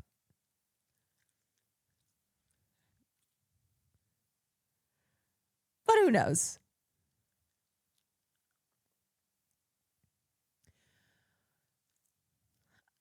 It is remarkable to consider that television, the medium for which I'm most well known, did not even exist when I was born. That's fucking insane. In 1922. The internet came along decades later, and then social media. We've seen that each of these technologies can be put to destructive use, spreading lies, sowing hatred, and creating the conditions for authoritarianism to take root. But that is not the whole story. Innovative technologies create new ways for us to express ourselves, and I hope will allow humanity to learn more about itself and better understand one another's ideas, failures, and achievements. These technologies have also been used to create connection, community, and platforms for the kind of ideological sparring that might have drawn Archie to a keyboard. He would have been all over Facebook. I can only imagine the creative and constructive possibilities that technological innovation might offer us in solving some of our most intractable problems. I often feel disheartened by the direction that our politics, courts, and culture are taking, but I do not lose faith in our country or its future. I remind myself how far we've come. I think of the brilliantly creative people I've had the pleasure to work with in entertainment and politics, and at People for the American Way, a progressive group I co-founded to defend our freedoms and build a country in which all people benefit from the blessings of liberty. These encounters renew my belief that Americans will find ways to build solidarity on behalf of our values, our country, and our fragile planet. Those closest to me know that I try to stay forward-focused. Two of my favorite words are over and next. It's an attitude that served me well through a long life of ups and downs, along with a deeply felt appreciation for the absurdity of the human condition. Reaching this birthday with my health and wits mostly intact is a privilege. Approaching it with loving family, friends, and creative collaborators to share my days has filled me with a gratitude I can hardly express. This is our century, dear reader, yours and mine. Let us encourage one another with the visions of a shared future, and let us bring all the grit and open-heartedness and creative spirit we can muster to gather together and build that future. So those edge cases, and we don't have that ability anymore. And this is what this is what's distressing me in the way that the industry has shifted so much towards streaming, and these tech companies and their streaming platforms just consolidating power and control in Hollywood, and the stifling of growth at every level. I mean, this is something that people are experiencing working in the studio system. You know, we don't have what it used to be is like you work your way up to executive, to top dog at a studio. But a lot of junior execs, a lot of assistants are being, they're not able to grow. They're not able to get that experience. And that's because the decision makers, the people above them, aren't retiring. Like, they're just still there and they're still running things. So we don't have fresh executive talent coming in. And then on the writer's side, the issue with writers not being able to go to set, writers not being able to learn in TV how to show run. This was one of the things that was brought up during the writer's strike, is that younger talent aren't getting the opportunities and aren't able to go from A to B to C to D and are getting stuck. They're just, creative growth and opportunity being strangled by the quarterly for-profit business model.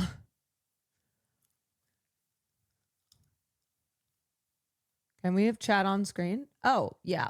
Hold on a second.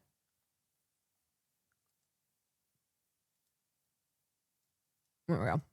Back in the day, studios would produce dozens of scripts, even if they knew that it wasn't going to result in making money for them. It was still just like this emphasis that was put on creativity and on on the art. The emphasis being on the art while it's still being a business. And what we've been seeing is that flip-flopping. That's been a big problem with game and animation industry at the moment. Nobody wants to hire juniors, they all want senior positions to be filled up, and we just don't have new talents to be trained on the job. Yeah, so the decline in risk taking, the decline in career growth in all aspects of the film industry, the emphasis on just the emphasis on constant profit, it's resulting in this widening divide that we're seeing with creative talent coming up today, young talent now, with past generations. And as we lose more and more of these film giants, of these just icons, the question is, who is going to be filling these shoes? How can they, when their path now is so much different than what it used to be for filmmakers and actors in Hollywood? Time becoming cult classics. So if something isn't an instant hit, it's lost to time. Yeah. How can you have a film turn into a cult classic when it may not even be able to have a chance to flop in a theater in the first place? And with the less and less with films, not becoming, the next step, not going to physical media. So that means a whole new audience isn't able to discover them. And instead, they'll live on these streaming platforms, and these streamers don't give a shit whether or not you see films that may have either not done well at the box office or have just gone straight to streaming. And so people aren't discovering them. You don't have an audience who might have missed it in theaters, lifting these films up, giving them that cult classic status. They're just disappearing.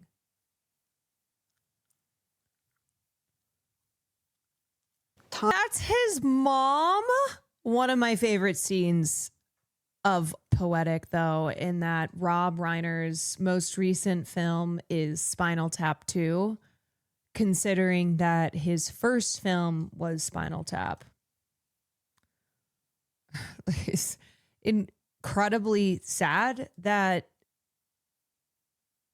his filmography ends with Spinal 2 because he's gone. But kind of the poeticism of his career as a film director, beginning and ending with Spinal Tap. Oh boy.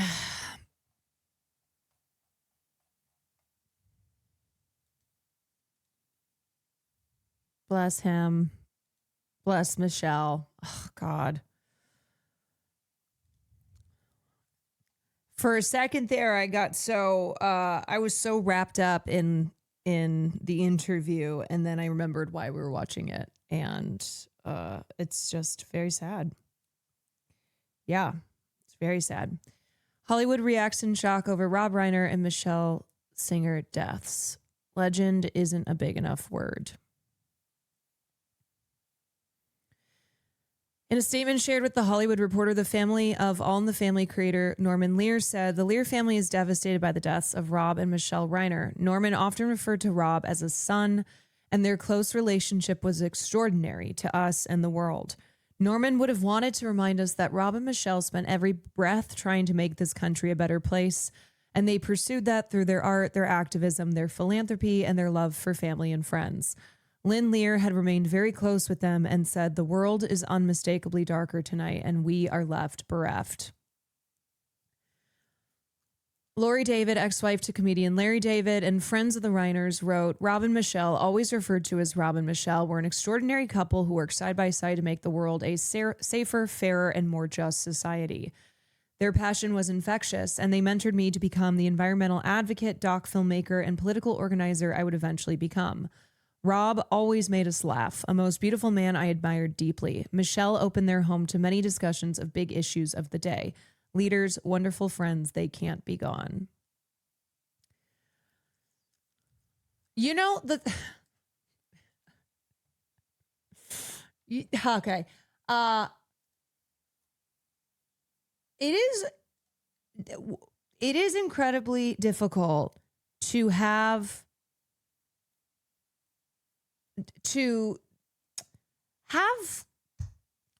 conservatives understand that, like, there is no comparison on the right.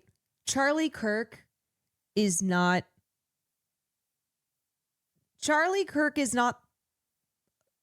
who the right had, and then Rob Reiner is not who the left had, and there's any type of similarities here, because somebody like Rob Reiner and how beloved he was and how impactful his life and career was, there's just no comparison.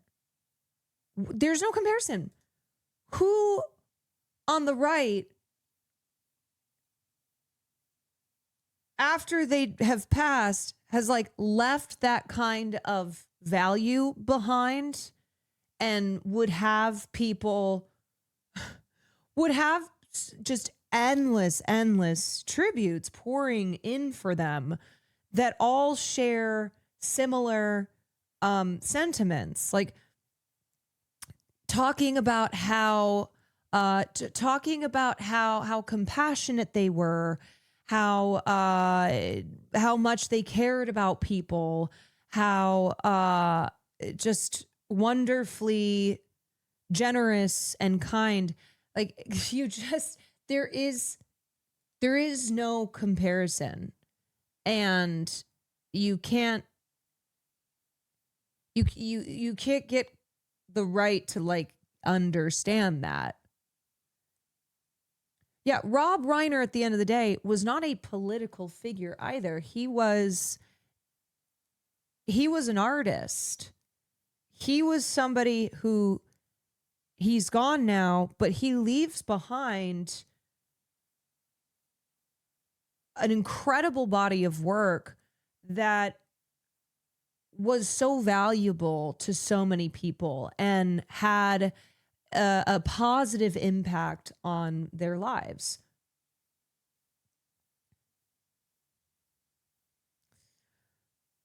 Also, Charlie Kirk was not an activist. He was a YouTuber. Okay. He was a podcaster. It's just absurd. It's just so absurd.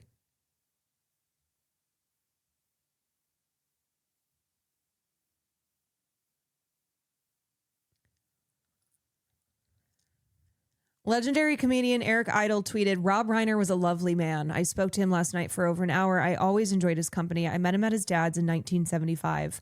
He was telling me about filming at Stonehenge and his thoughts for the future. This is so awful. A clever, talented, and very thoughtful man. I shall miss him. Robin, I mean, just looking through this, it's like so many through lines here. Rob was one of those compassionate, loving, kind people I've ever known. The impact he had on me has stayed with me throughout my career. My heart goes out to his family.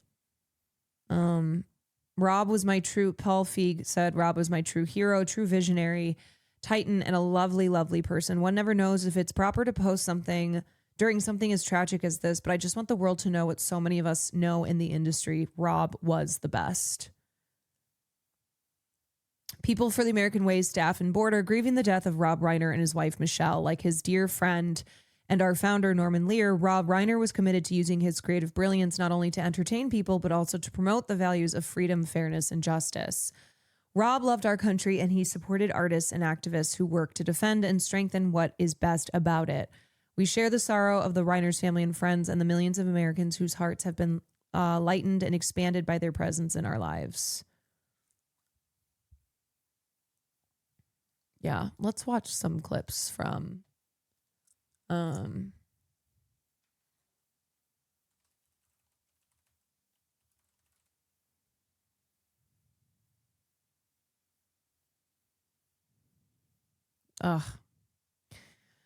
So hard to pick.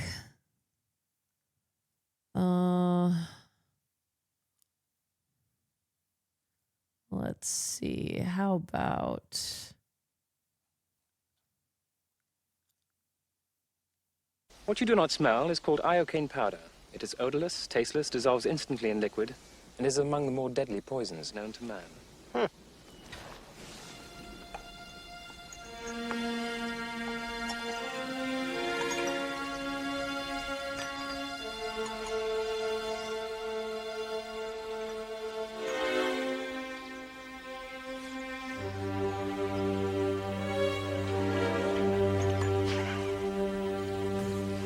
All right. Where is the poison? The battle of wits has begun. It ends when you decide and we both drink and find out who is right and who is dead. But it's so simple. All I have to do is divine from what I know of you. Are you the sort of man who would put the poison into his own goblet or his enemies? Now, a clever man would put the poison into his own goblet because he would know that only a great fool would reach for what he was given. I'm not a great fool, so I can clearly not choose the wine in front of you. But you must have known I was not a great fool. You would have counted on it, so I can clearly not choose the wine in front of me. You've made your decision then? Not remotely. Because iocane comes from Australia, as everyone knows. And Australia is entirely peopled with criminals. And criminals are used to having people not trust them, as you are not trusted by me, so I can clearly not choose the wine in front of you. Truly, you have a dizzying intellect. Wait till I get going. Where was I? Australia. Yes, Australia. And you must have suspected I would have known the powder's origin, so I can clearly not choose the wine in front of me. You're just stalling now. You'd like to think that, wouldn't you? You've beaten my giant, which means you're exceptionally strong. So you could have put the poison in your own goblet, trusting on your strength to save you, so I can clearly not choose the wine in front of you. But you've also bested my Spaniard, which means you must have studied. And in studying, you must have learned that man is mortal. So you would have put the poison as far from yourself as possible, so I can clearly not choose the wine in front of me. You're trying to trick me into giving away something. It won't work. It has worked. You've given everything away. I know where the poison is. Then make your choice. I will. And I choose. What in the world can that be? What? Where? I don't see anything. Oh, well, I could have sworn I saw something. No matter. What's so funny? I'll tell you in a minute. First, let's drink. Me from my glass, and you from yours.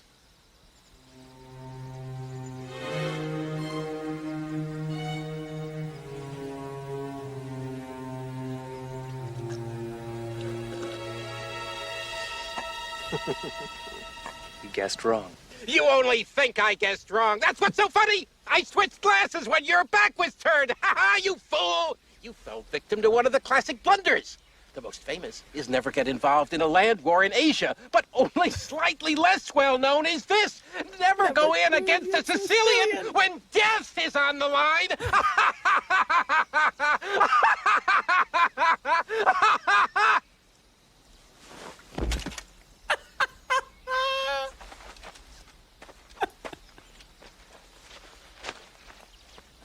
Who are you?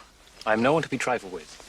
That is all you ever need know. To think, all that time it was Shortcut that was poisoned. They were both poisoned. I spent the last few years building up an immunity to iocane powder.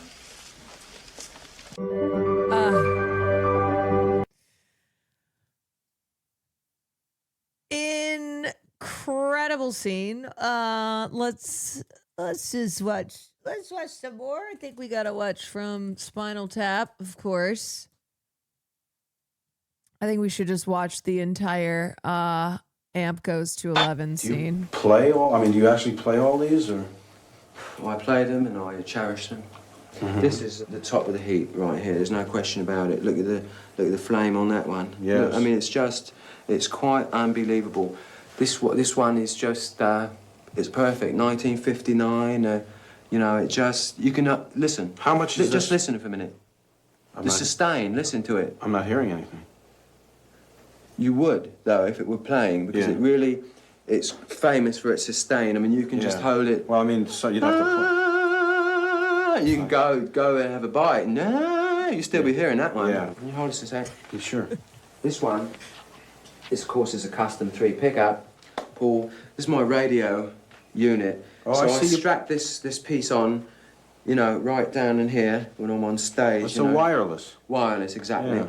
And I can play without all the muck. You can run anywhere on stage with that. Oh, this is special too. It's look, see, still got the old tagger on it. See, never even played it.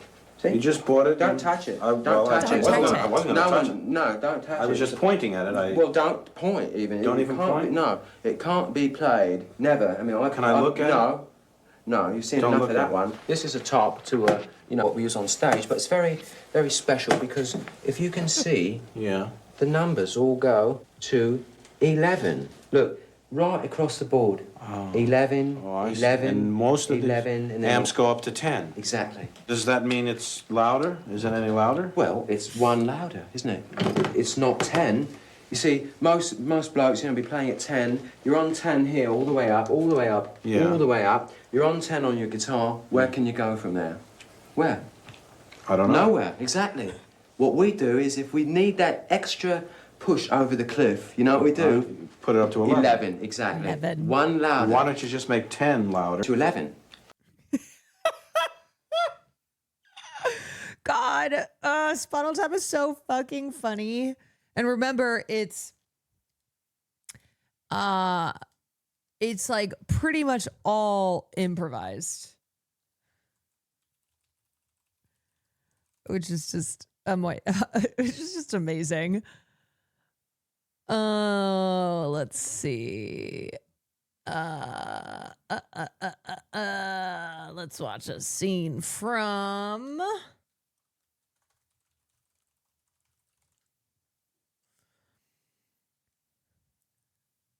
So funny how he's saying so much, but also nothing at all. He's saying so much and also saying nothing. Okay. Here we can watch. You say? Just have an early meeting, early haircut, early squash game. You don't play squash.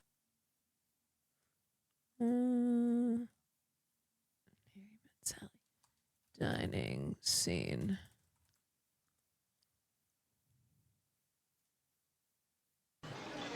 So what do you do with these women? You just get up out of bed and leave? Sure. Well, explain to me how you do it. What do you say? Just have an early meeting, early haircut, early squash game. You don't play squash. They don't know that. They just met me. That's disgusting. I know. I feel terrible.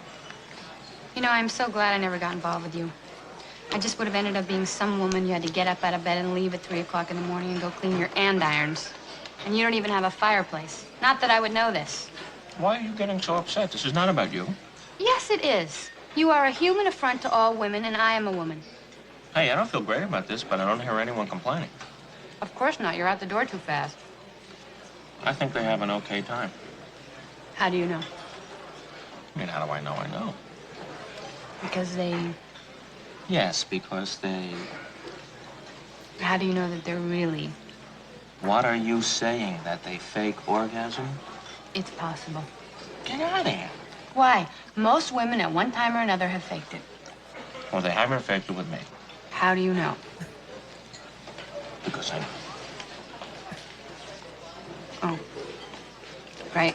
That's right. I am not kidding you. When I used to watch this film all the time in college. All the time. One day, my roommate and I were so hungover, we watched it back to back. To the point that when I finally started dating this guy, my junior year, and he said the exact same thing. He was like, we got into a conversation about women faking orgasms. And he was like, no. Well, they've certainly never faked with me. I was like, oh, really? And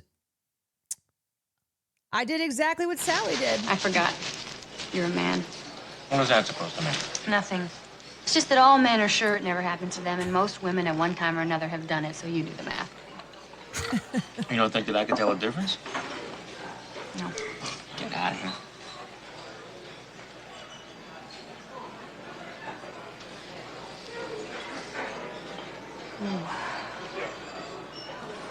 Oh.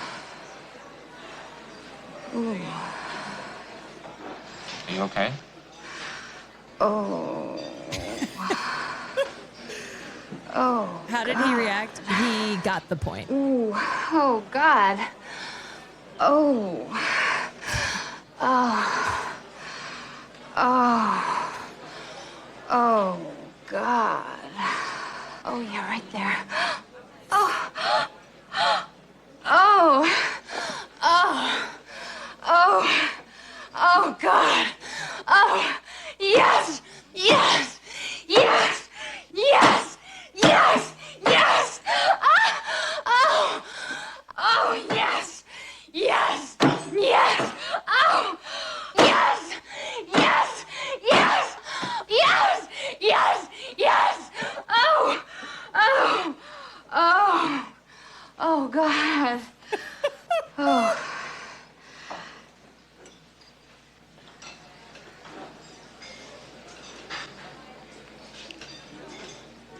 I'll have what she's having. You know what's so crazy? The other day I saw, I have to say, this is so like modern internet rotted brain. Yeah, somebody said, this would be a great film if either of them were attractive, which is so insane to say about When Harry Met Sally. I feel like this person did not watch the film. That's a crazy take. This Twitter user goes, I've yesified them for you. Gotta be rage bait? Maybe, but it could also be just someone who's doesn't understand what people actually look like, doesn't understand that back in the day, people were attractive in like a normal way. There was like not this absolute perfection that has kind of come to be the beauty standards these days between like plastic surgery and filters and Facetune and yassification and just not remembering what like people who are attractive in a normal attractive way look like.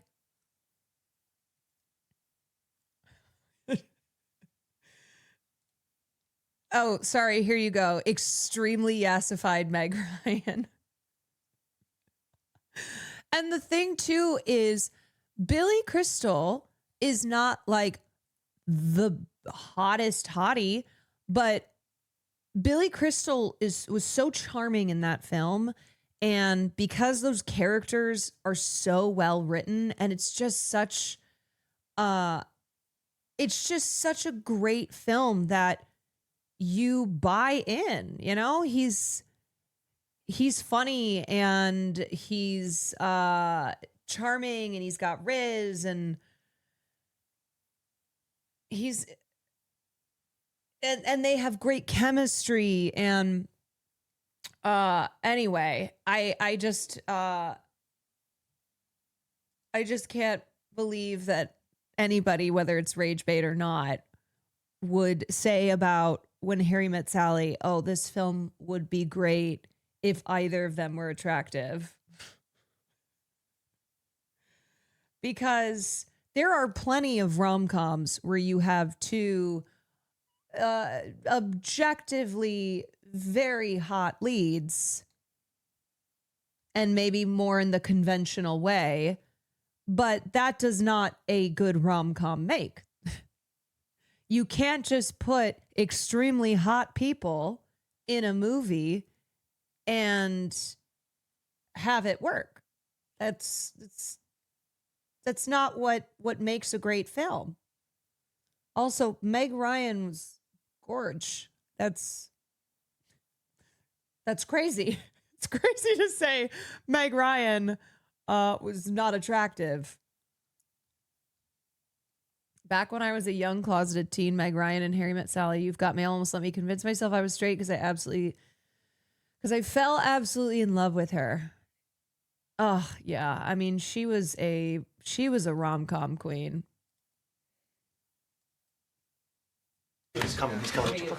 Make some shit up. So I think if we short Pfizer, that should. And if we have $30,000 in 1 month, Jordy? Huh? $430,000 fucking dollars in 1 fucking month. Morning, they're business expenses. Relax. Business expenses? Yes. Jordy, look what you got here. What? Look at this. $26,000 for 1 fucking dinner. Okay, no. This could be explained. Dad, we had the Pfizer client. Right. Hogan, thank you for the gifted teacup. Thank you for the prime. We had to buy champagne, and you ordered all the fucking sides. Tell them about the sides you ordered. The sides, so Sides? Yeah. Sides? $26,000 worth of sides? What are these sides? They cure cancer? The sides did cure cancer. That's the problem. That's why they were expensive. Shut the fuck up. I'm serious. I know. Stop. And EJ Entertainment. What the fuck is EJ Entertainment? Well, that's Yeah, Jordan, what's How EJ do I Entertainment? describe this? Jordan, what is that? It's a fucking prostitution ring, Jordy. Yeah, I know. That's what it is.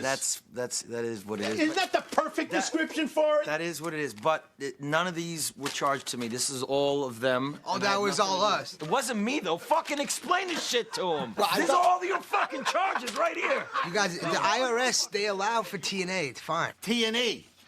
TNE. Yeah, I said TNA. No, you said TNA. No, I didn't. Yeah, you did. You did. When Yeah, did you I did. say You that? said TNA. It's TNE, all right? I know you're upset about the dinner, and that makes sense because we did spend too much money, but I said TNA. Don't tell me what you said. I heard what you said. Dad, he said TNA. He did. He said yeah, TNA. absolutely no question. Yeah, I heard it. I'm trying to. I'm getting this Fucking close. sweating. I'm Dad, getting relax. this close. That's what I'm saying. I want you to open up more, Max. He's gonna fucking kill you. Why do you hold it in? Why do you, Max? Why do you hold it in? That's it. That's it. Get the fuck I forgot Jonah Hill has crazy teeth in this. What kind of hooker takes credit cards? A rich one. At Stratton.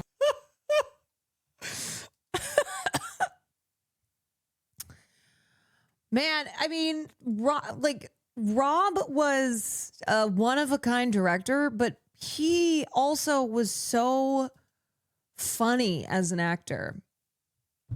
He was so funny. He's just such a talented man. Okay. Oh, man.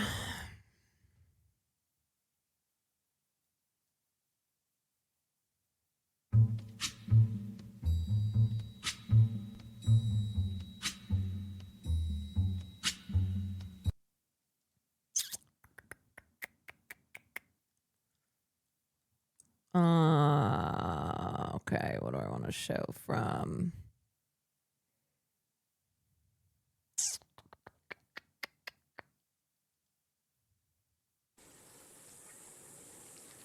I'm never gonna get out of this town, am I, Gory? That is a very young River Phoenix who passed away well before his time. And this was his big break. Stand By Me. You can do anything you want, man. Yeah. Sure.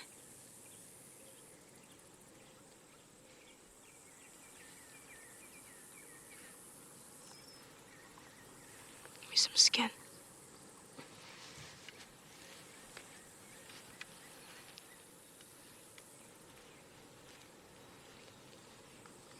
I'll see you. Not if I see you first.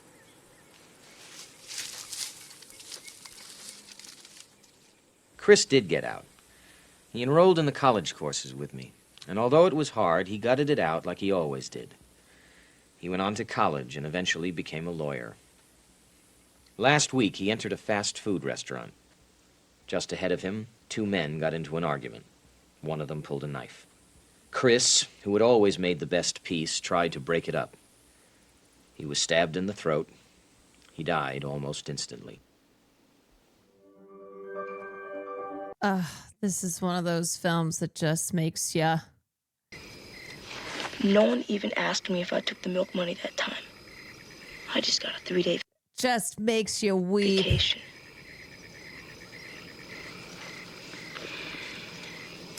I don't know if anyone noticed, but Stand By Me was playing in the background while you were cooking for dinner in a movie and the news was breaking. That's wild. No, I didn't notice that. Eerie.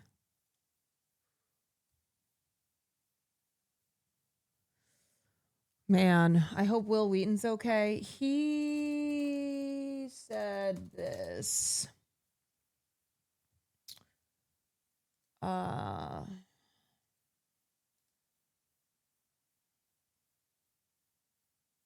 wait. Maybe it was.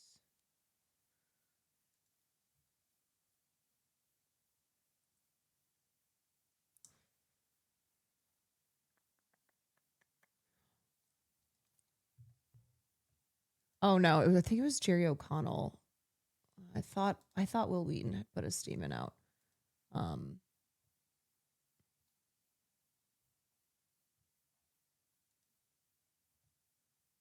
think Corey Feldman and Jerry have put statements out. I'm sure Will Wheaton will say something. Wait, he did. Oh, he did here.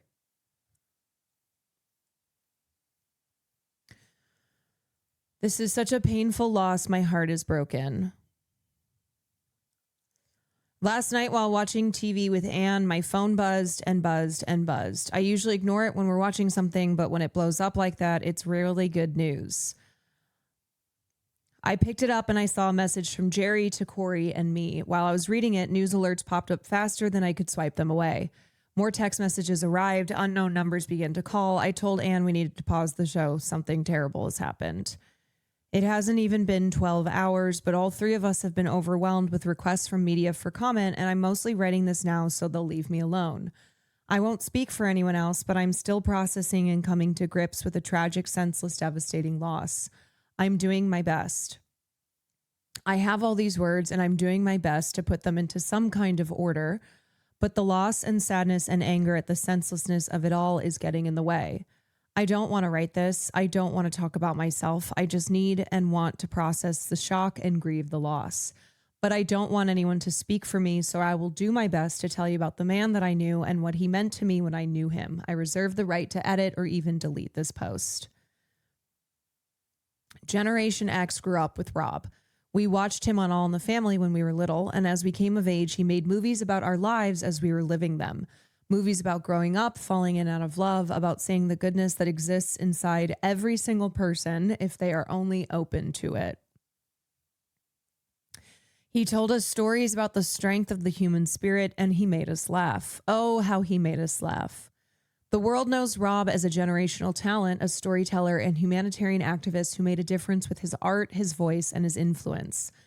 I knew that man, but I also knew a man who treated me with more kindness, care, and love than my own father ever did. It is the loss of that man that is piercing my heart right now. I only really knew Rob Reiner for one summer in 1985 when we made Stand By Me. We only saw each other a handful of times in the last 40 years, and outside of those rare meetings, we only spoke a couple times. Even though I haven't spoken to him in years, I will miss him forever. When I was turning 13, and realizing that my own father didn't care about me and that my mother didn't see me as a son, but a thing that she could put to work, Rob Reiner made me feel loved, valued, seen, and respected. He made sure I knew that I was important to him and his movie. He made sure I knew that he saw every actor he could for my role, and he chose me because he saw so much of Gordy in me. Back then, I didn't know what that meant, only that he made me feel like I was enough.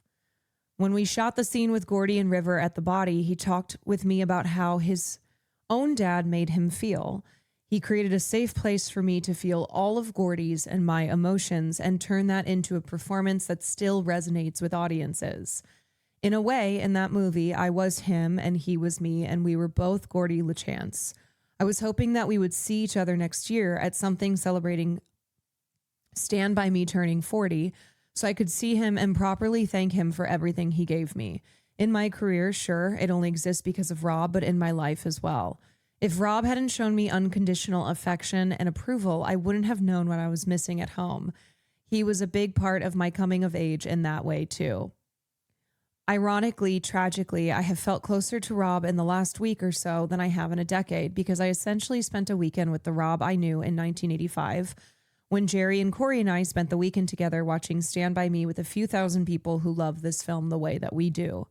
We spent entire days together in a tour bus catching up on 40 years of life and work and fondly remembering that one magical summer we spent together that will tie us to each other for the rest of our lives.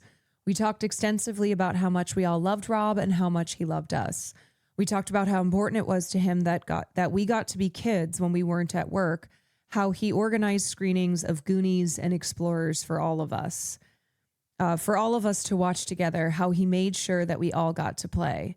Rob was a good person who put great art into the world, who made a positive difference in more lives than any of us can imagine. The world is a better place thanks to his activism and the way he chose to use all of his privilege and influence. Rest in peace, Rob and Michelle. May their memories be a blessing. God.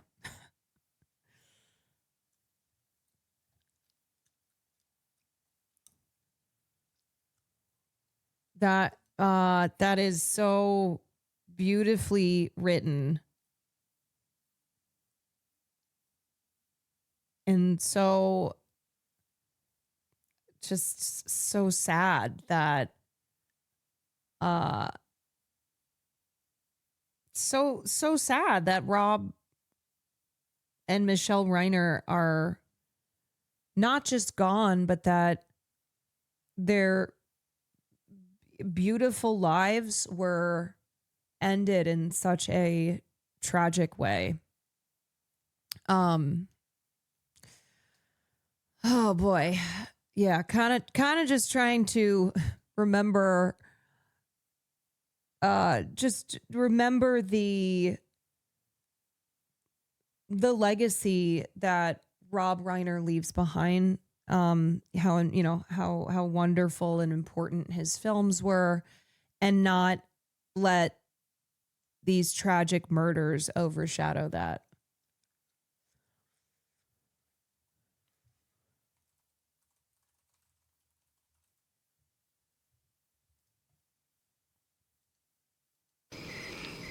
Did you take it? Yeah, I took it. You knew I took it. Teddy knew I took it. Everyone knew I took it. Even Vern knew it, I think. Maybe I was sorry and I tried to give it back. You tried to give it back? Maybe. Just maybe. And maybe I took it to old lady Simons and told her, and the money was all there. But I still got a 3-day vacation because it never showed up. And maybe the next week, old lady Simons had this brand new skirt on when she came to school. Yeah, it was brown and had dots on it. Yeah. So let's just say that I stole the milk money, but old lady Simons stole it back from me. Just suppose that I told the story. Me, Chris Chambers, kid brother to Eyeball Chambers. Do you think that anyone would have believed it? Oh. And do you think that that bitch would have dared tried something like that if it'd been one of those douchebags from Up on the View if they had taken the money? No way. Hell no. But with me? Well, I'm sure she had her eye on that skirt for a long time. God, River Phoenix Anyway, was she saw her chance. such a once-in-a-generation talent. I was the stupid one for even trying to give it back.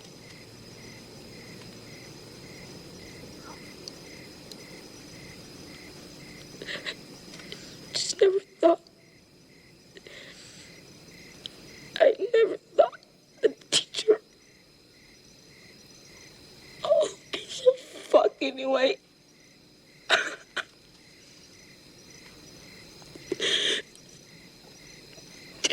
I just wish that I could go someplace where nobody knows me.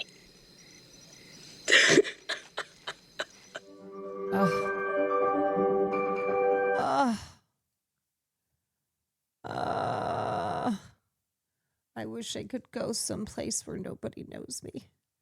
Fun fact, River was having trouble doing this scene and Rob told him to just think about a time an adult really let you down, and afterwards Rob gave him a big hug. Oh.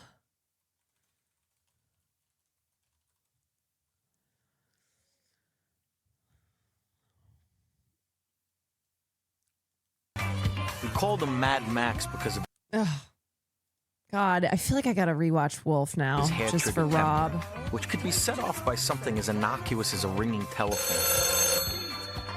Who the fuck has the goddamn gall to call his house on a Tuesday night?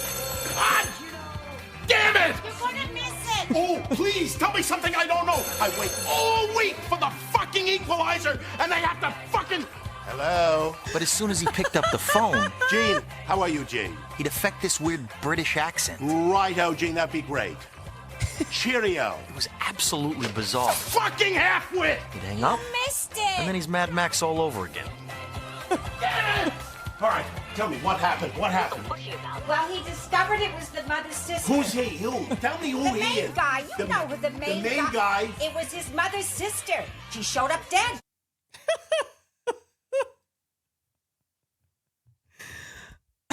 Rob Reiner just screaming, fuck! All right. Here is Colonel. You snot. Here is A Few Good Men. And I was reading that apparently Jack Nicholson loved the line, "You can't handle the truth," which is a very famous line from cinema. It comes from this film. Apparently he loved that line so much, he would just keep saying it on set, even when the cameras weren't rolling. And Rob Reiner said to him, he was laughing, but he was like, hey, save a couple of those once we have the cameras rolling. And Jack Nicholson said to him, you don't understand. I love acting. Or essentially he was like, I love this line so much. I love performing this line so much. I could say it 100,000 times. And Rob Reiner said that every single time when they did have the cameras rolling and he said it was just perfect. It just absolutely nailed it. Naughty little bastard. Your Honor, I'd like to ask for a recess. I'd like an answer to the question, Judge. The court will wait for an answer. If Lieutenant Kendrick gave an order that Santiago wasn't to be touched, then why did he have to be transferred?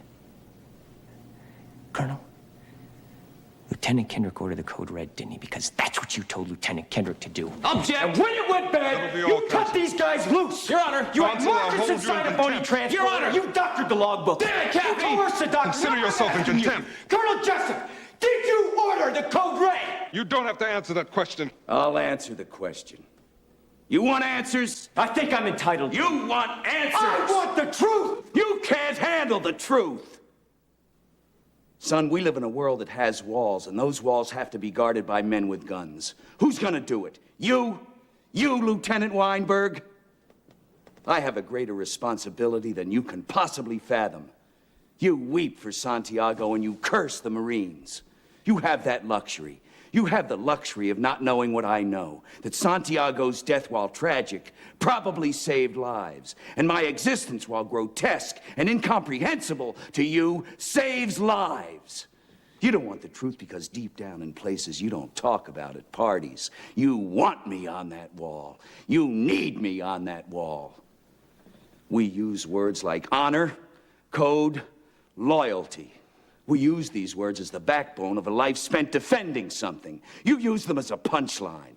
I have neither the time nor the inclination to explain myself to a man who rises and sleeps under the blanket of the very freedom that I provide, and then questions the manner in which I provide it. I would rather you just said thank you and went on your way. Otherwise, I suggest you pick up a weapon and stand a post. Either way, I don't give a damn what you think you are entitled to. Did you order the code red? I did the job. Did you order the code red? You're goddamn right I did! Is this what Pete Hegseth thinks he sounds like? Yeah.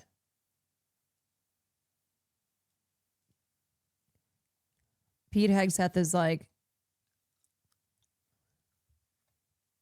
Pete Hegseth has this idea of his toughness, but Pete Hegseth's toughness is cosplaying as a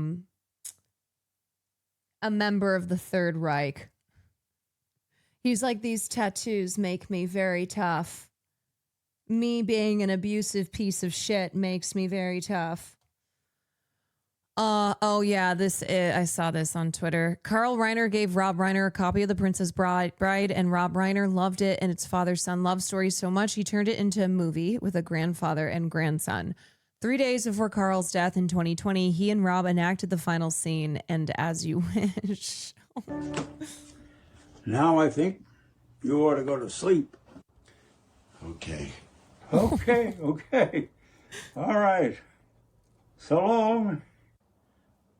Grandpa?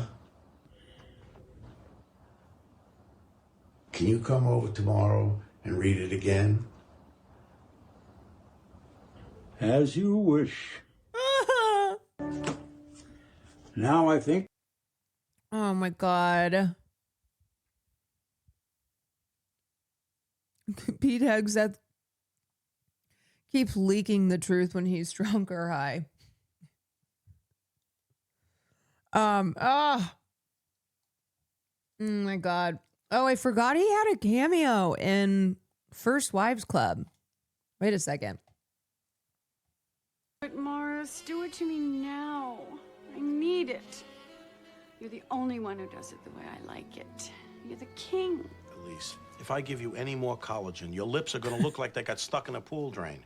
Morris, I haven't worked in 18 months. And I have a meeting with the director for a part that I would kill for.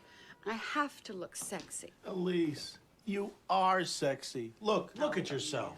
You're incredible. You're my masterpiece. There's not one line on your face. Oh, really? Well, what do you call that? And these? What are these? Well, wait.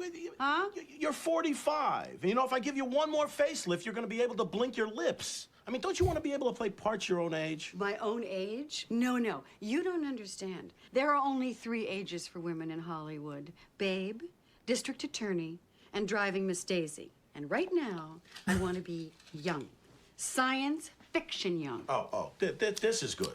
And while you're at it, you might think about cutting down on the booze. Look, Elise, I know you're upset about the divorce. Upset? I know you're upset about Bill's movie. This is not about him. This is about my lips. Okay, now look at me. I want Tina Turner. Yeah, so I much want has changed in the Jagger. decades since this film. Fill him up.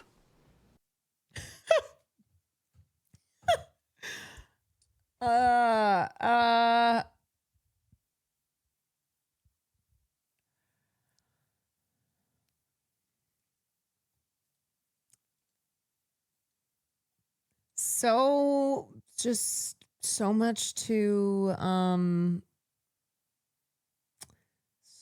watch. If you're looking for a Rob Reiner film to remember him by, a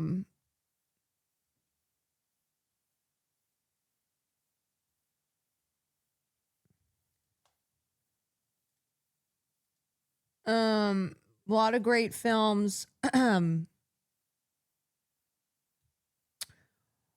If you haven't seen him before, or if you have seen him before,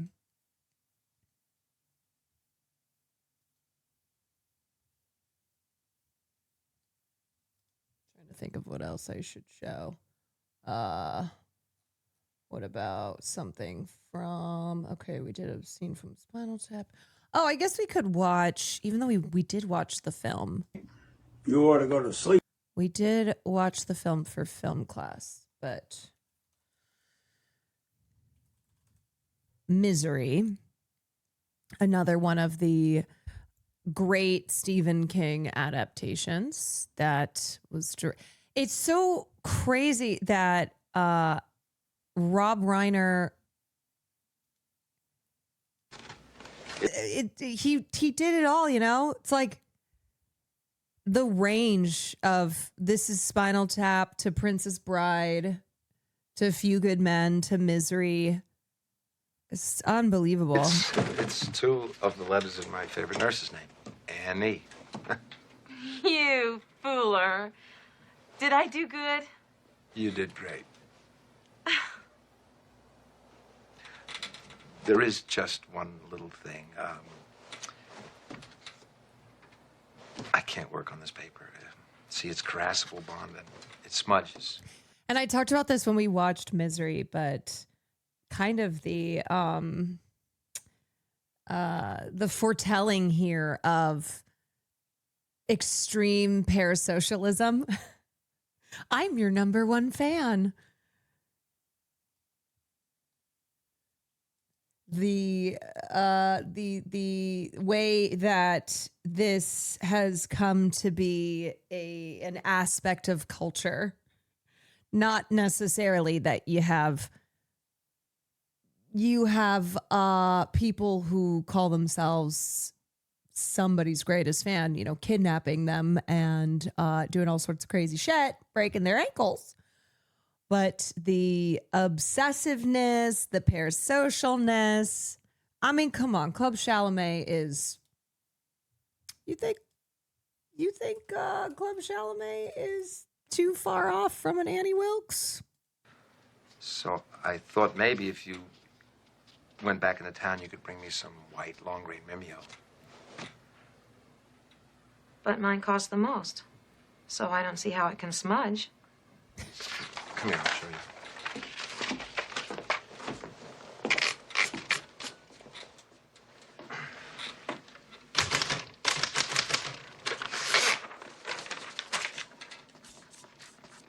Yeah, imagine Annie Wilkes getting a profile in Wall Street Journal, having a photo shoot, having a whole spread in the WSJ.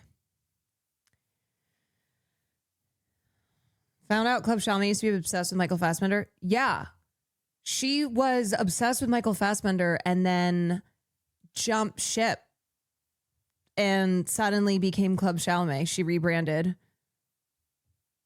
And it was when he got married. Yeah. Yep.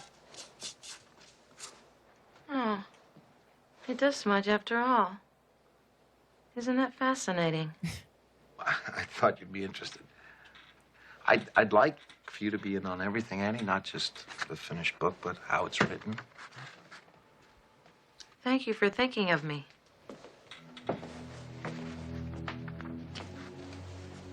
Anything else I can get while I'm in town? Too, Reiner was a perfect person to do this film because he's a guy who knows how to do moments of comedy, even when he's not directing a comedy. And that is something in Misery, the comedic moments, as dark as they are, is what gives this film flavor. Any other crucial requirements that need satisfying? Would you like a tiny tape recorder? You're laughing, but you also or how about feel a handmade set of writing slippers? Uneasy. Well, just the paper will be fine. Are you sure? Because if you want, I'll bring back the whole store for you. Annie, what's the matter? What's the matter? I'll tell you what's the matter. I go out of my way for you. I do everything to try and make you happy. I feed you, I clean you, I dress you, and what thanks do I get? Oh, you bought the wrong paper, Annie. I can't write on this paper, Annie. Well, I'll get your stupid paper, but you just better start showing me a little more appreciation around here, Mr. Man. Mr. Man. So terrifying, but also her slamming it down on his legs, saying Mr. Man. God. Rob Reiner got Misery because of Stand By Me. He made Stand By Me so close to what Stephen King wanted that Stephen King was visibly shaking after a private screening of that movie. He was so moved by Rob Reiner's version of Stand By Me. Yeah, the opposite of how he felt regarding The Shining. Was famously very unpleased.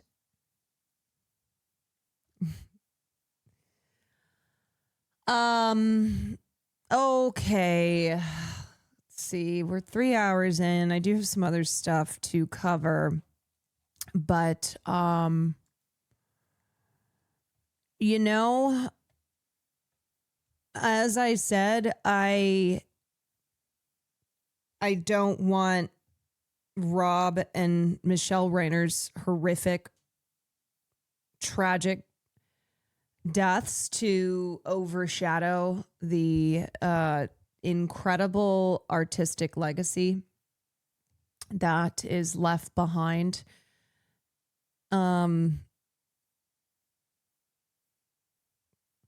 And I just looking back on Rob Reiner's work, and you go, man, they don't make them like this anymore. Man, they really don't make them like this anymore. He's a director that has so many films. This person tweeted, I miss adult comedy. I miss coming of age films. I miss the courtroom drama. I miss romantic comedies. I miss good Stephen King adaptations. Chances are when you say something like that, you're thinking about a Rob Reiner film. The cultural impact of Rob Reiner cannot be understated. Legend isn't big enough a word. It goes to 11. You can't handle the truth. As you wish. I'll have what she's having. I'm your number one fan. You guys want to see a dead body? The very idea of a bucket list. The West Wing. All from his movies. Yeah, just so endlessly quotable cultural touchstones. Truly cannot measure the impact that he had on the medium of film.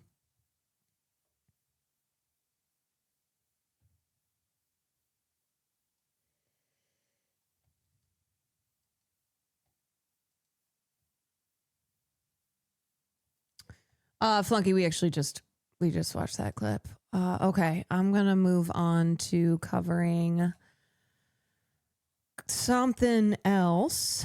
Let's take a look here.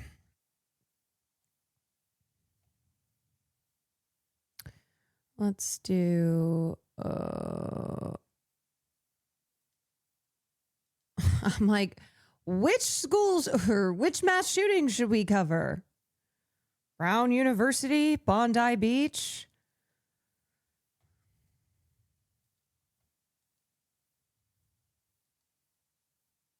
Ugh.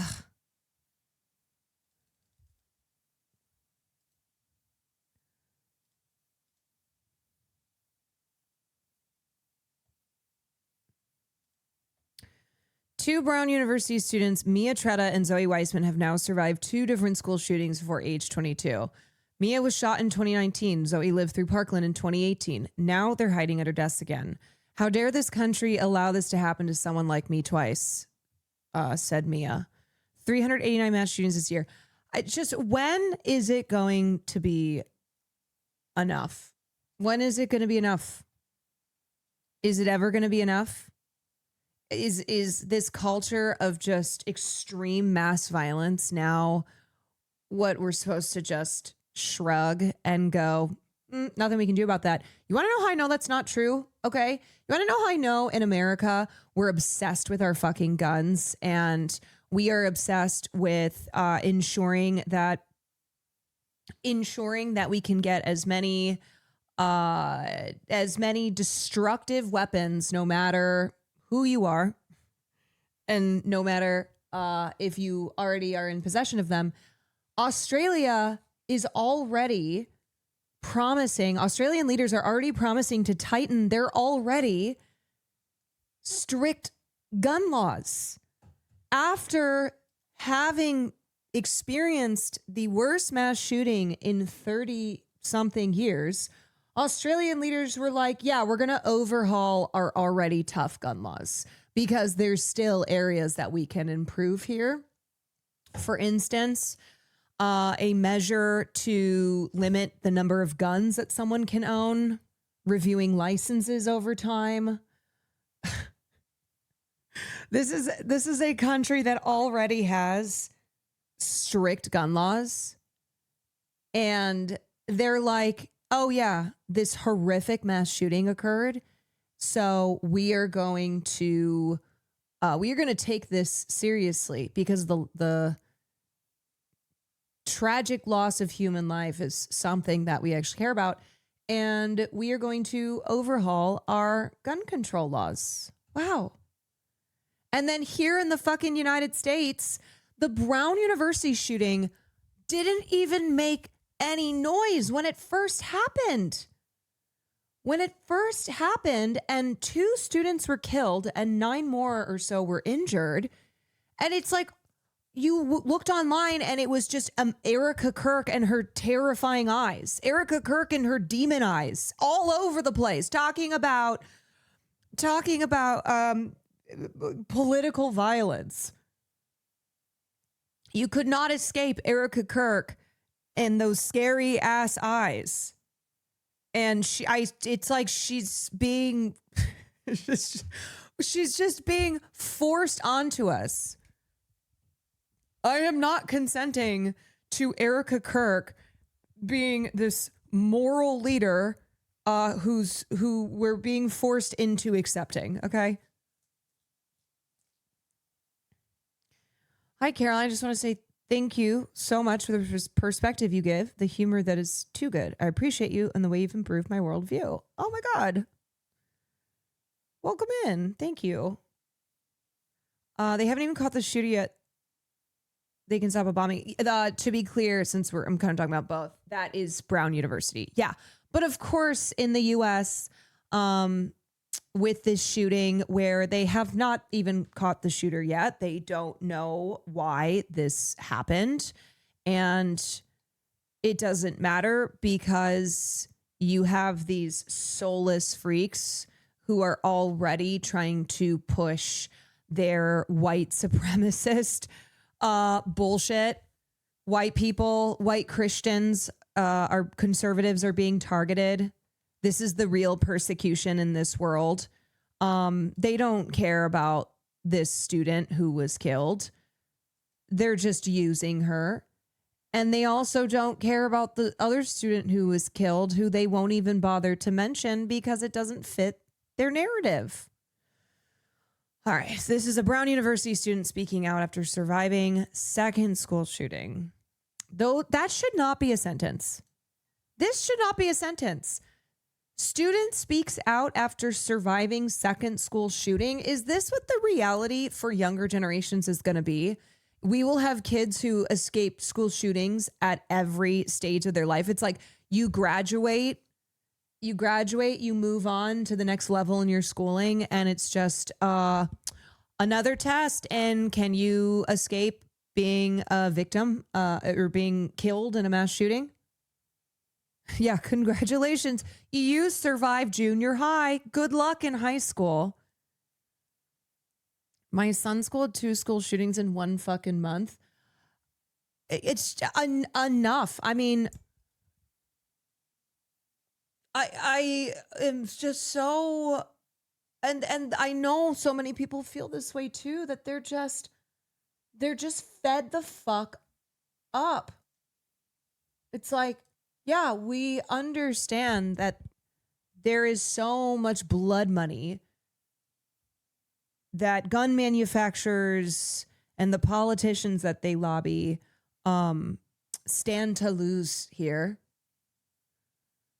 Gen Z people's kids will very quickly become second-generation school shooting victims. These are words that should not exist in these sentences. These sentences should not be any type of reality. Goodman. A manhunt's continuing in Rhode Island after a deadly mass shooting at Brown University left 2 students dead, 9 others injured. A person of interest had been detained but was released last night. In a statement on... Yeah, and you know what Charlie Kirk would have said about this? He would have been like, that's the way it goes. That's the way it is. I think in order to protect our Second Amendment, we're just going to have to deal with some dead kids. Yeah, he would have said that because that's what he said before when he was alive. Sunday night, Brown officials said, quote, local police have advised they do not believe there's any immediate threat to Brown or the local community, unquote. The shooting occurred on Saturday shortly after 4 p.m. when a masked gunman opened fire inside a lecture hall filled with about 60 students. The campus was placed on lockdown as a manhunt began. And the other thing about this, too, will most students not be victims of a mass shooting? Yeah. But culturally, is the environment one of fear? One where this violence has become so normalized that kids go to school, they go pretty much anywhere in public life, and there is an expectation that gun violence could occur. That the fact that they do drills constantly to prepare for a mass shooting, something like a mass shooter, because it happens so often. So that is something that we should not have kids growing up, this being the norm, this being their reality, and them looking at adults who are in charge and the adults doing nothing about it, nothing to protect them.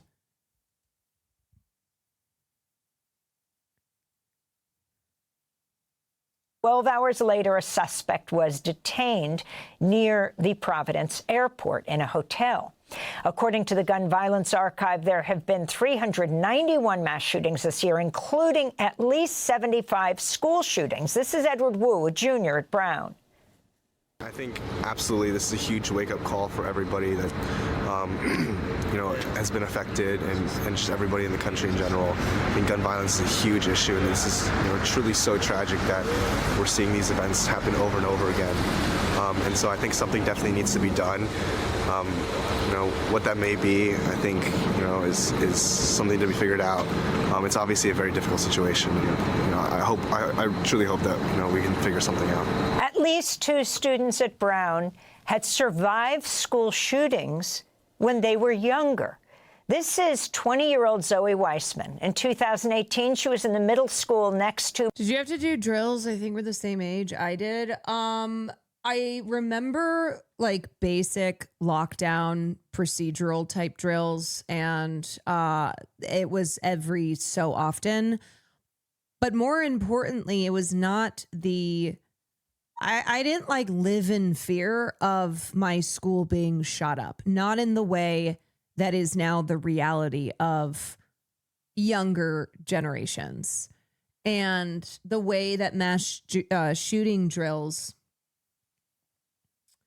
have evolved, have gone from being every once in a while and it's pretty basic, to like being mandated by the state and being incredibly intensive and taken very seriously. Marjorie Stoneman Douglas High School, where a former student opened fire, killing 17 students in Parkland, Florida. I have friends who survived the shooting in Oxford, at Oxford High School in Michigan, and then went on to Michigan State University and then survived the shooting there. We are failing young people. We are failing them over and over and over again. We're like, yeah, whatever. This is how it is. It didn't used to be like this, but this is how it is. Only getting worse. Nothing we can do about it, even though it didn't used to be like this. So I already knew that this was something that could happen. But again, you always have this naive belief that like, oh, well, it won't happen to me. And obviously it has. And now there's more kids like myself who have been through 2 school shootings. And I think that's kind of just representative of the situation that the inaction of Congress has put us in. Multiple young people, so many young people who we're reaching levels of like, we're reaching a point where younger generations are experiencing multiple mass shootings. That is a disgusting concept. We're joined now by 21-year-old Brown University junior Mia Tretta. In 2019, she was shot in the stomach during a school shooting in Saugus High School in Santa Clarita, California. Her best friend, Dominic Blackwell, was one of the 2 students who died in that attack. Mia has been an advocate to reduce gun violence ever since. She worked with Everytown for gun safety, later joined the advisory board of Students Demand Action. She's joining us now from Providence. Mia, our deepest condolences on what has happened to your community. You know, it's like young people now, they have to worry about, they have to worry about automation. They have to worry about a worsening job market. They have to worry about, well, not even worrying because they're just now going, oh, I'll probably never have a house. So it's not even worrying about being able to buy a house. They're like, oh, no, I'll never be able to buy a house. Worrying about climate change, worrying about all of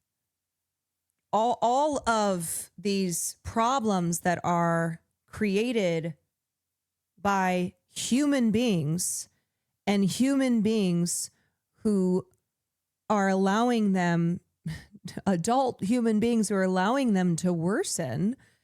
And on top of that, the concerns with being shot in school.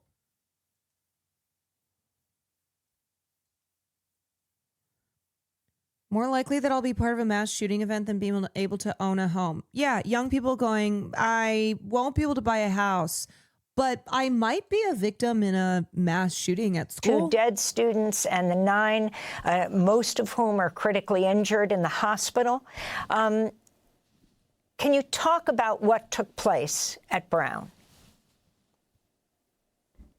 Yeah, I mean, I thankfully was in my dorm at the time of the shooting. I was studying with a friend, but we got one text from another friend who wasn't there, basically saying there's an active shooter alarm going off in Barris and Hawley, the engineering building. And pretty much as soon as we got that text, hundreds started rolling in. And they kind of didn't stop for the coming hours. I was there in my dorm from the time of the shooting, all throughout lockdown. The lockdown was lifted around 9 a.m. the next morning. And I mean, I was thankfully in my dorm where I had food and water and I had my own things, but I had friends who were in basements alone. I had friends all across campus in library hallways that they couldn't leave or stairwells. So it was just kind of a terrifying and confusing experience for everyone, especially when there was just kind of this lack of information. And when there's a lack of information, rumors start. And, you know, we felt a lot more security in our campus as soon as. Oh, God. I think I'm trying to remember if it was Brown or Bondi, the Brown shooting, the Bondi shooting, but. Oh, I think it was Bondi because this somebody who has the same name as one of the shooters at Bondi, and it was a father-son. It was a father-son duo. I think it's someone who shares the same name as the son. They said that unfortunately, due to the fact that they have the same name, that once the shooters' names were released, they've already been the target of harassment, have already had to worry for their safety, which is fucking terrible. I mean, a lot of times what happens is it's not even a situation of somebody having the same name. There will just be suspects, people who are declared to have been the shooter, floating around in the immediate aftermath of an event like this, and it's game over.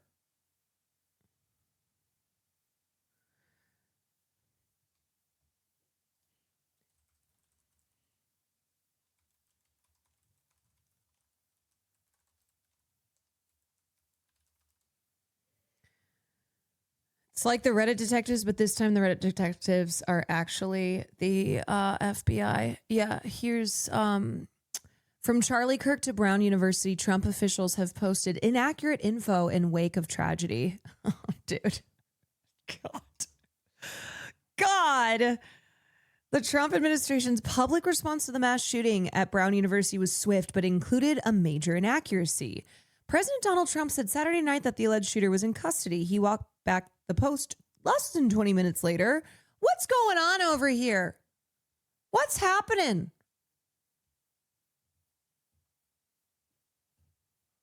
Seems like y'all can't do your jobs at all.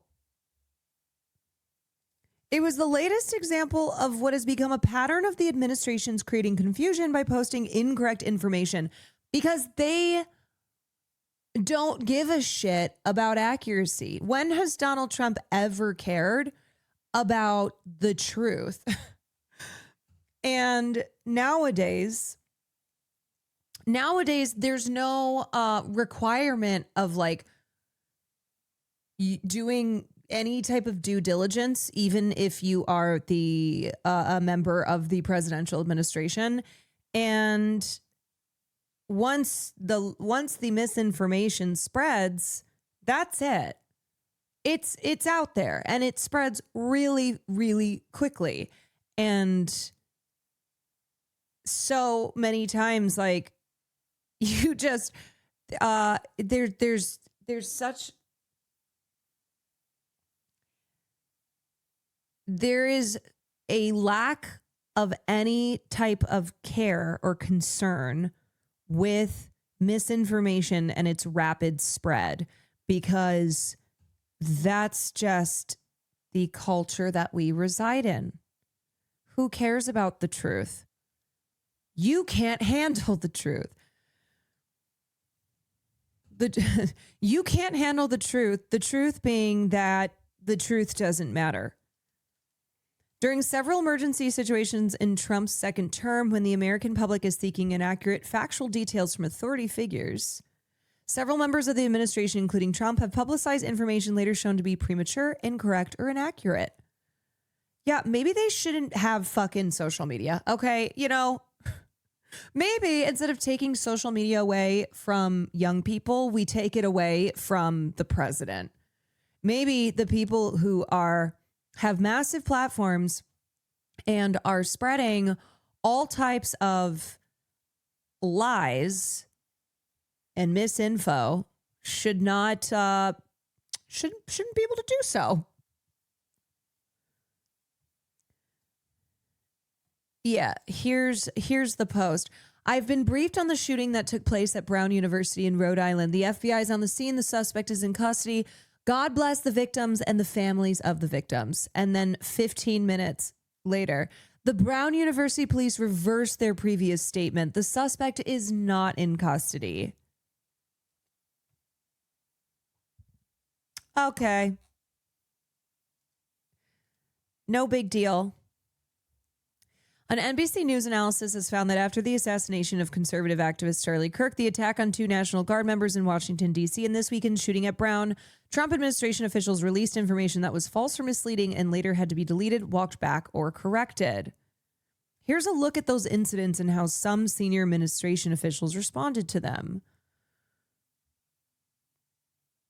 On Sunday morning, FBI Director Kash Money Patel posted a lengthy Twitter message about the work that the Bureau had done to help detain someone he called a person of interest in a hotel room in Coventry, Rhode Island.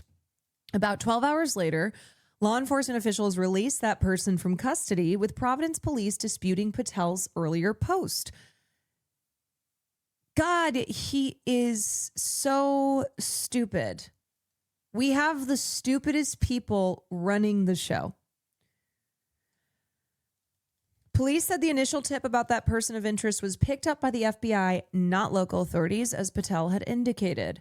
In a statement Monday night, White House spokeswoman Abigail Jackson said the president has full faith and confidence in his entire law enforcement team, including FBI Director Kash Patel, to bring the perpetrator of this atrocious crime to justice.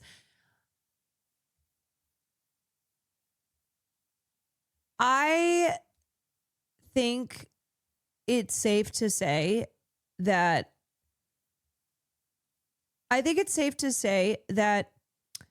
even if everyone else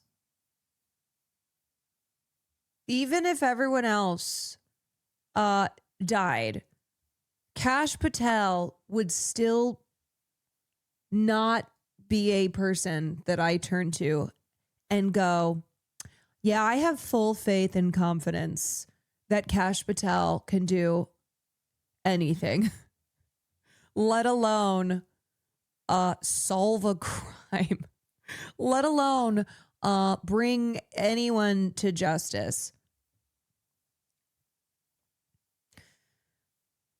You know, the thing too is that surely, I have not that I have faith in any of them, but surely there's more competent right wingers out there. Yeah, I don't think so. Not these days. Nope, they're all massive dumbasses. That's the other thing about it is like these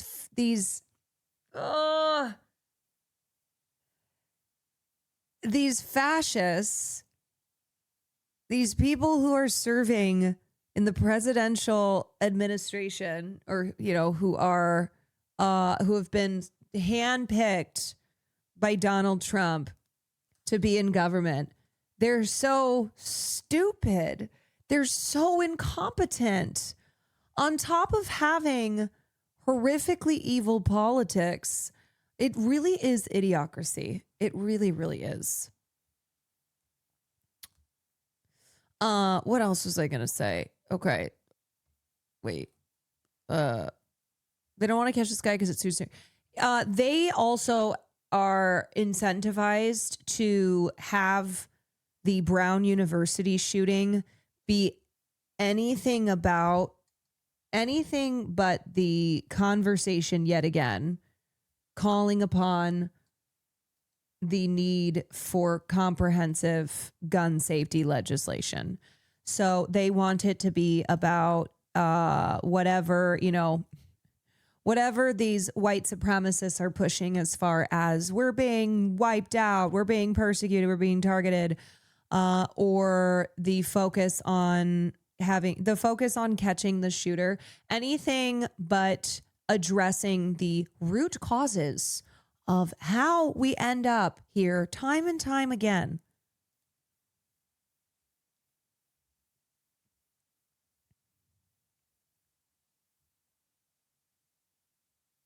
Yeah, just every single time now, one of these shootings or assassinations or attempted, acts of political violence happens, and the presidential administration just going yeah, we're just gonna say whatever the fuck we want to, and it doesn't matter if it's right or not.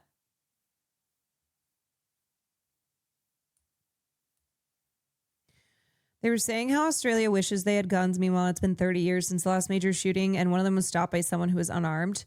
It is so fucking annoying to have to deal with bozos who are like, oh, I guess Australia's gun control didn't work.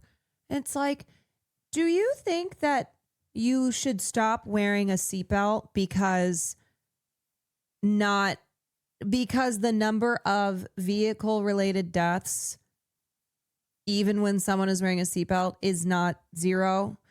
Or that you should not get the vaccine because people still can get sick even if they're vaccinated?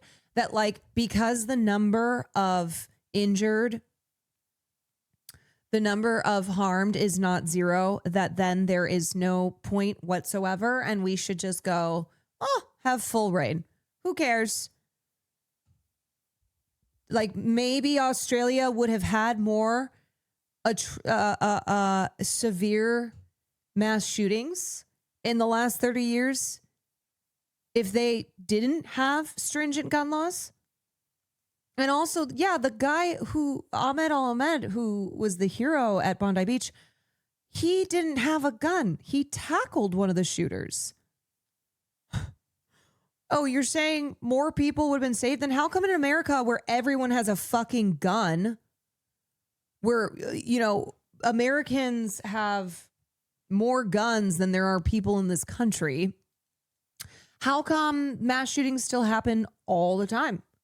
Where's these good guys with the guns that we hear about?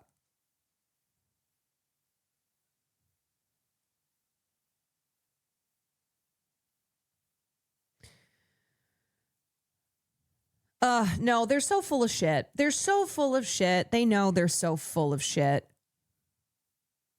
They know they're so full of shit. And they just want to fulfill this like cowboy fantasy of, oh yeah, if there's a bad guy with a gun, in I'll come with my gun and save the day. And it's like, no, I actually don't think that would happen, considering that's not what happens. And we just saw at the worst mass shooting in 30 years in Australia, the good guy who did do something, who did step in, didn't have a gun.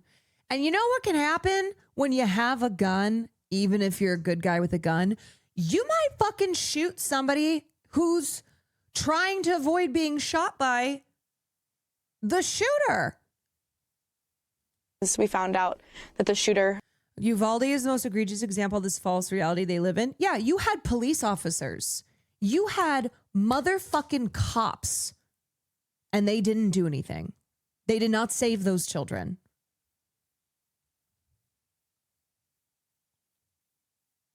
Cops who, to these chuds, are the highest example of good guy with gun.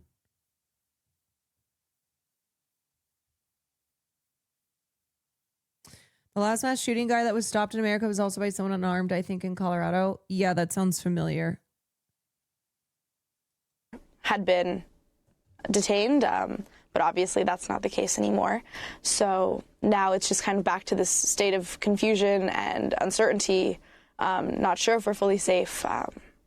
There's just so much going on, and especially with the lockdown lasting so many hours. Mia, I just want to thank you for coming on this broadcast. I can't imagine what you are going through and how this has triggered what you have gone through in the past. And I hate to do this, but I wanted to ask you to, since you've been so eloquent and brave over these last few years, since you survived yet another mass shooting. This was when you were a freshman at Saugus High School in 2019. If you can talk about how you're doing right now through this. I assume you are just operating on adrenaline at this point. I mean, you're still in Providence. Even though school, right, has been canceled now, all classes, all tests, kids are just going home. God. Right before, God, right before the holidays, too. Right before the, I remember in college, too.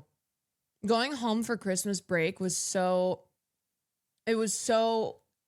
needed because you've just had a long semester. And so the, kind of Thanksgiving holiday break after you've done, you've wrapped up finals, you're just ready to have a little break.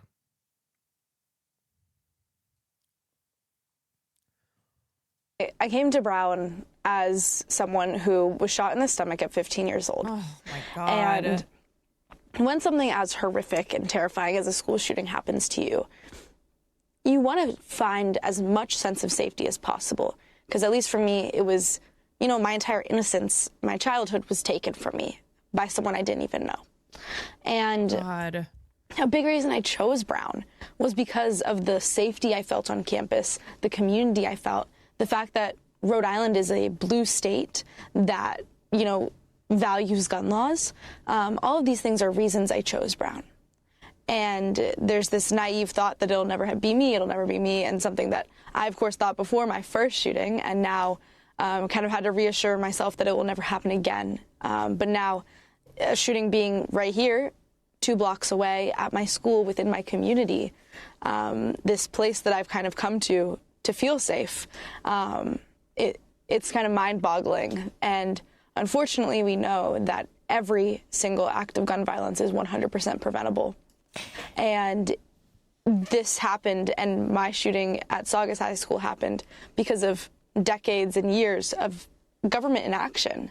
And it's so unfortunate that so many people have to die for people to still not really care.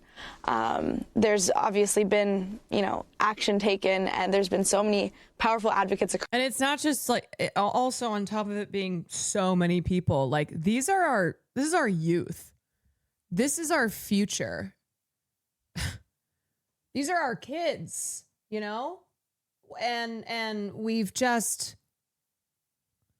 abandoned them to a violent world. It's always amazing to me when I hear students who, in the aftermath of having survived a school shooting, and the clarity with which they speak, even as they are, of course, dealing with something that is as traumatizing as this, and how overwhelming that trauma must be. And now, on top of it, Mia having this now being the second school shooting that she has endured and survived.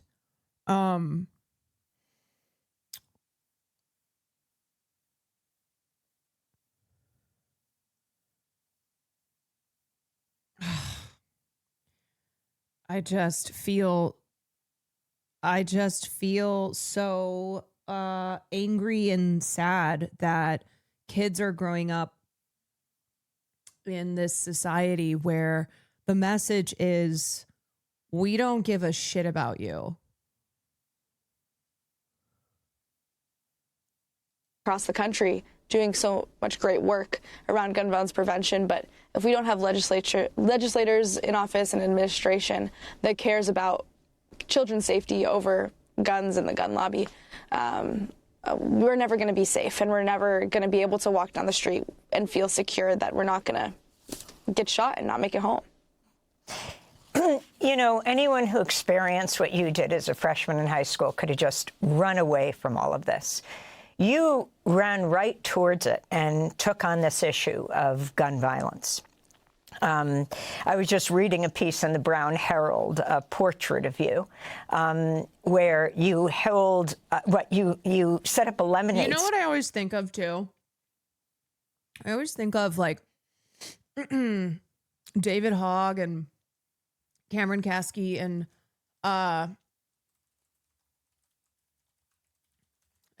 other Parkland shooting, the Parkland High School survivors who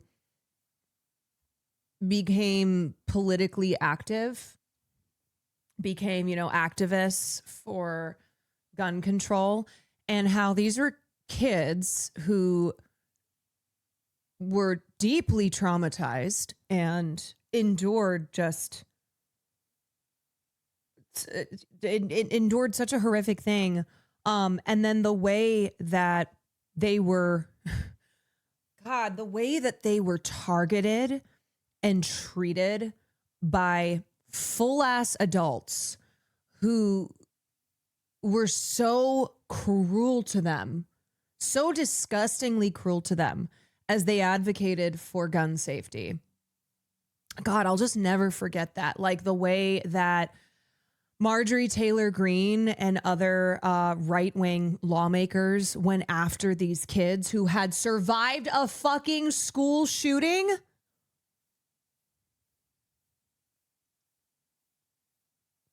They also initially became relatively typical Dems who really wanted gun control and then realized it was deeper than that and now are very progressive and borderline socialists, if not outright socialists. Yeah, like I always had grace for somebody like David Hogg when initially, he in his political, in his young political career, he was working with the Democratic Party, and then he learned what happens when you challenge that power, and when he called out the gerontocracy, and then the party was like, yeah, you've outlived your purpose. You no longer serve our interests. But you know, he was somebody where I just was never going to have the same political smoke for him that I would have for like 70-year-old centrist Dems. But to see people, you know, to see Cameron, who's now running for office, to see David, how they've even moved further left because they've realized too that the Democrats are not their friends, that the Democrats might not be as explicitly cruel in the way that people like Marjorie Taylor Greene was in targeting them, but that the corporate centrist Dems are not interested in any type of radical change. In 2 days, you raised $8,000. And then you went onto the national stage. I want to go back to 2022. What were you, 19 years old? When you spoke at the White House. Yeah. 18. When you spoke at the White House along President Biden. Ghost guns are untraceable, build-it-yourself firearms that look like a gun, shoot like a gun, and kill like a gun, but have not been regulated like a gun. I've also learned that as a student, I don't just have to worry about Spanish tests, but about my life. School shootings with ghost guns are on the rise. And the most lasting thing I have learned, other than the loss of friends or the shattering of my youth, is that nothing has relieved the pain in my heart like working to prevent more senseless shootings.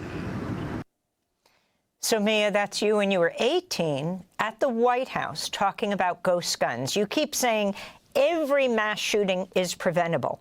Explain, because so often the political leaders who are pro-gun say, do not politicize a mass shooting like Brown. It's just a tragedy. We offer our thoughts and prayers. I mean, Brown is a tragedy. Every school shooting is a tragedy, and they should offer thoughts and prayers. But thoughts and prayers aren't enough, and thoughts and prayers don't bring back lives lost. They don't prevent more lives from being taken. We know that with... Also, it's obviously we are so exhausted by that refrain and its hollowness, but saying don't politicize this moment, offer thoughts and prayers, that is a political strategy. Why do you think it's employed every fucking time? Why do you think every time there's a mass shooting, every time we get hit with the thoughts and prayers and nothing else, or else you are just spitting on the not even cold bodies of the victims? That is a political strategy.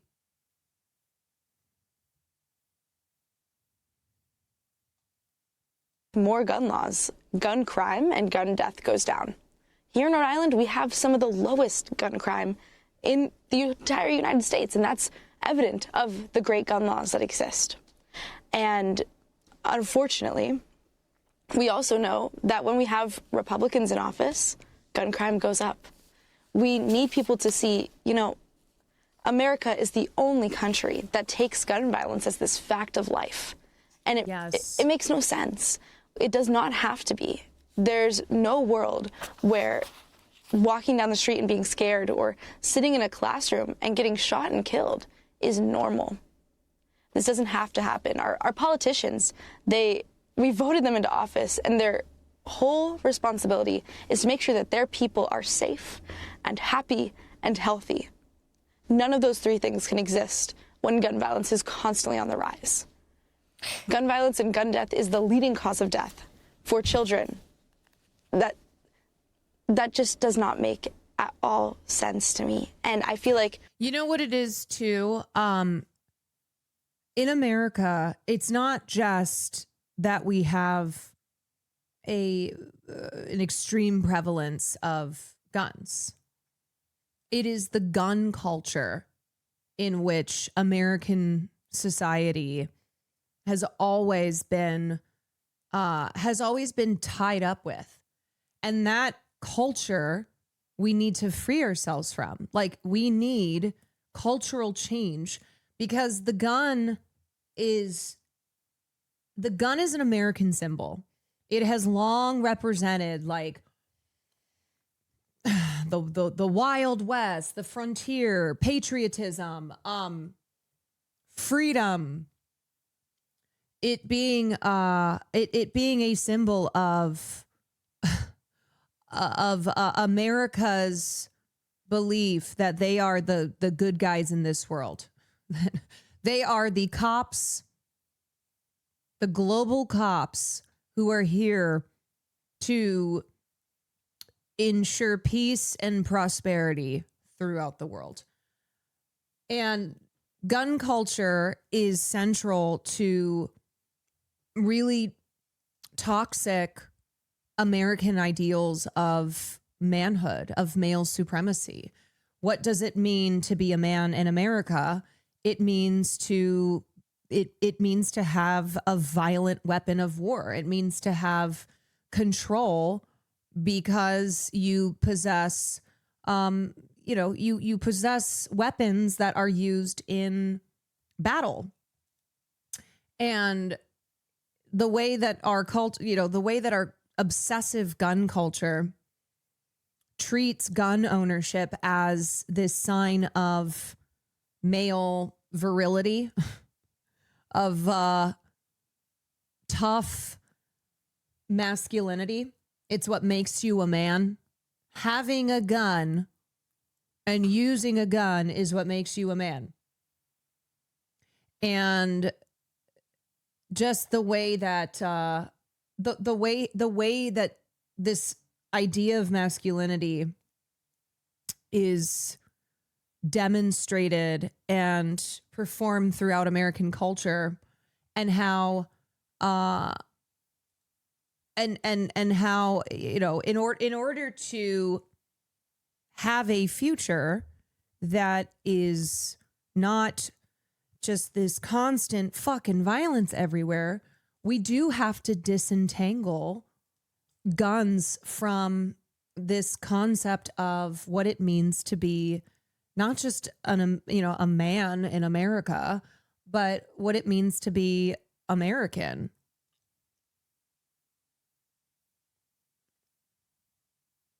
So this is absolutely a cultural issue. And that's why there's so much hearkening to the good old days of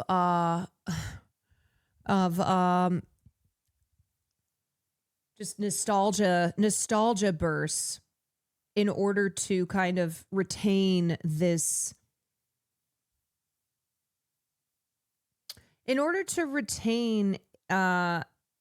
this belief that a strong and healthy society is one in which guns are everywhere. And it's violence that is falsely portrayed as it's violence that's falsely portrayed as like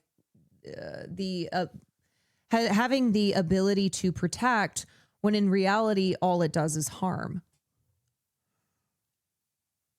It's a lot of old mindsets that need to go. American myth culture is def one of them.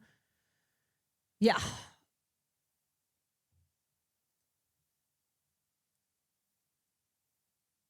It's hard for me to understand as a European. Yeah, it's like the good old boys, the American way of doing things.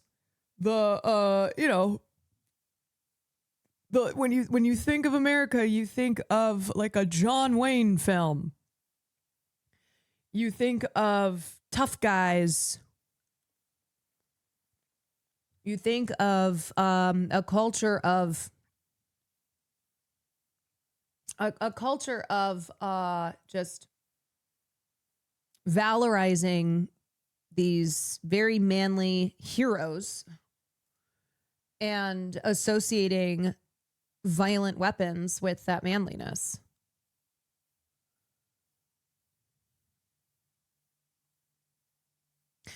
If your culture is founded on genocide and slavery, it makes sense. Yeah. To most people, I've never heard someone say, I wish there was more gun violence. So why don't we do something about it? Mia, you're sitting there in your brown sweatshirt. Pair of shoes. Thank you for the prime. Again, thank you, you 11 have months. survived a shooting in your stomach. How are you physically doing right now?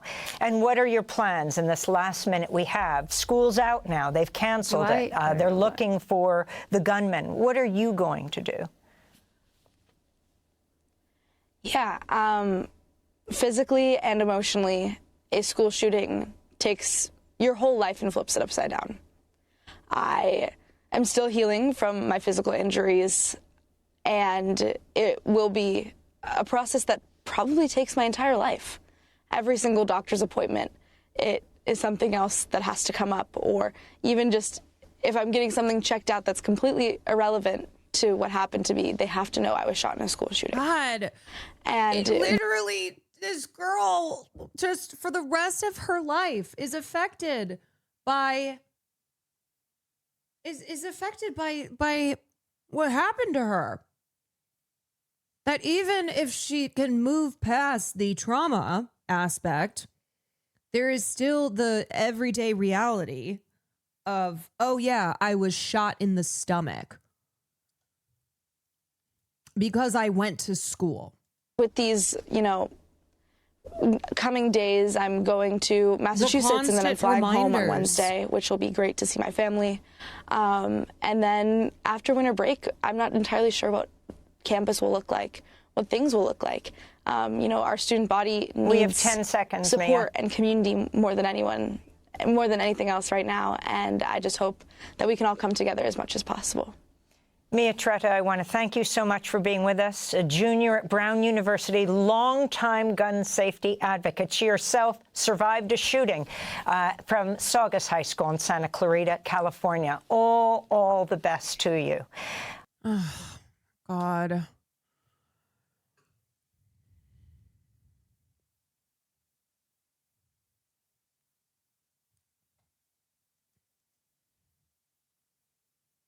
We are failing young people. We are failing the kids. We are. In every way. In every fucking way. And I'm just tired of seeing kids having to become so politically aware in this regard because they have experienced trauma, because they've gone through something that is the result of political failures, and they're forced to become activists. They're forced to go. They go on the news and speak clearly and with purpose after having endured something like this. It's like I wish that kids could get to be kids and not have to worry about having their basic needs met. That's not something that children should ever have to be aware of. Their basic needs as far as shelter and food and access to medical care and safety in schools. That to me, like public safety, that is a basic, that's a need, and it's not being met. No child left behind. All children left behind. All children left behind.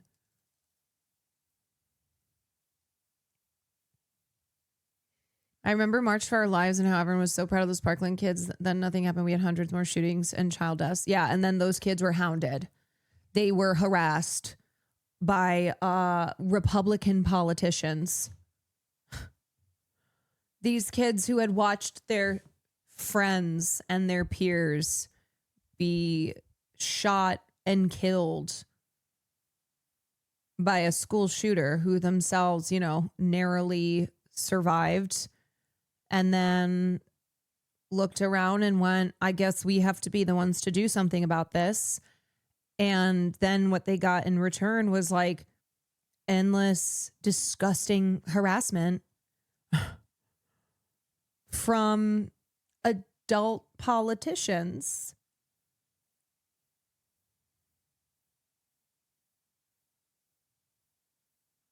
And freaks like Jones profiting off their deaths via conspiracy theories.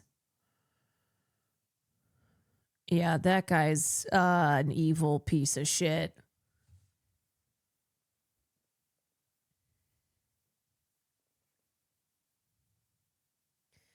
That guy is a real piece of shit.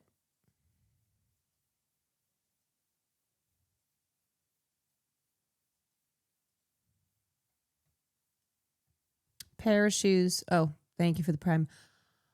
Ahmed Ahmed's family reveals why he risked his life to disarm alleged Bondi shooter. It is so tragic that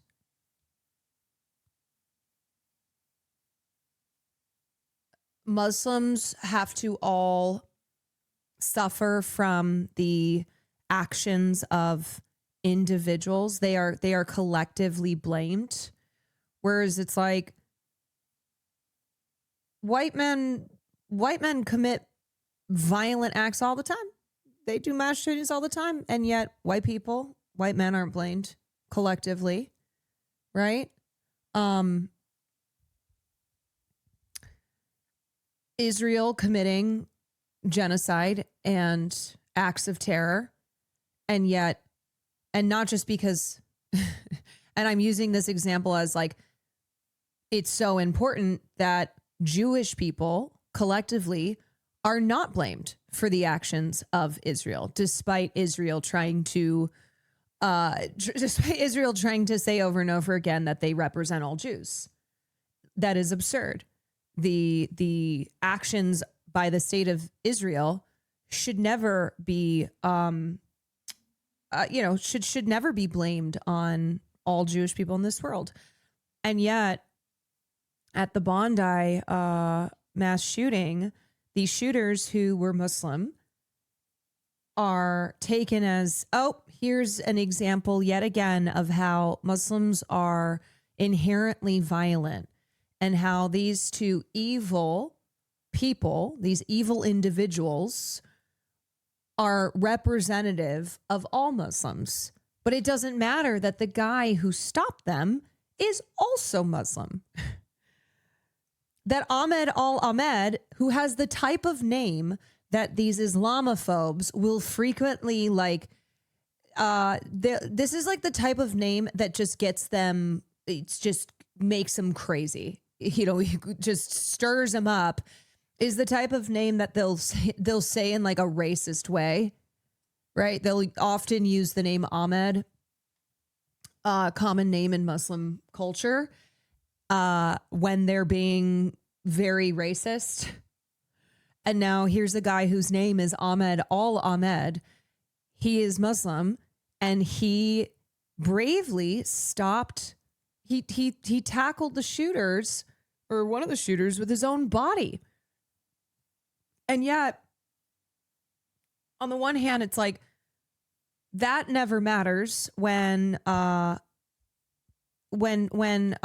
have an act of evil by individual Muslims. That's always the story. But also, Muslims should not have to be like heroic in the way that Ahmed Ahmed was to get people to go, maybe not all Muslims. They should not have to, like, it should not be these extremes, That's wow. Imagine in order to prove your humanity, in order to prove that you're a good person in this world, you have to do an extreme act of heroism like this.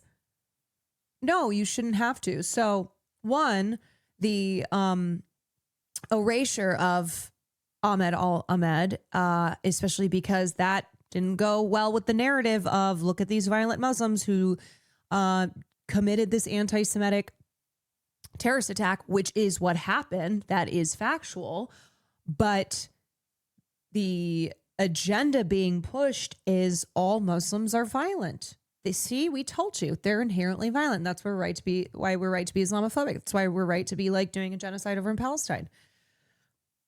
But then also Muslims should not have to commit such amazing, heroic acts in order to be like not automatically seen as violent, evil beings. When Ahmed al-Ahmed tackled and wrestled a gun from an alleged shooter at Bondi Beach, he was simply thinking that he couldn't bear to see people dying, his cousin says. Less than a day later, he remains in critical but stable condition at St. George Hospital in Sydney. Since the attack, the 43-year-old father of 2 young girls has catapulted to international fame with a GoFundMe page already raising more than $1.3 million in less than 24 hours. He's been hailed as a hero by the Australian Prime Minister, the New South Wales Premier, and the U.S. President. And the other thing, too, is like I've seen so many awful responses to this. And of course, I've seen like, all right, well, like the begrudging conservative response going, well, this guy's the exception. All right. Muslims are still inherently evil and violent. This guy is just the exception to the rule. It's like, no, man. No. Do you understand how many Muslim people there are in this world? That what you are saying is people who are Muslim are born evil, and there are exceptions to that. And the exceptions then being these like superhero individual Muslims who stop mass shooters.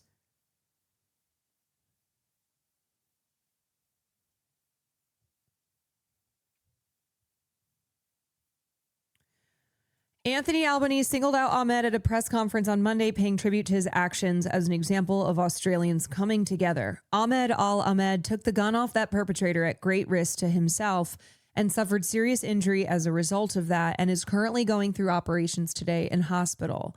The NSW Premier Chris Minns visited Ahmed in hospital and posted on Instagram praising the real-life hero.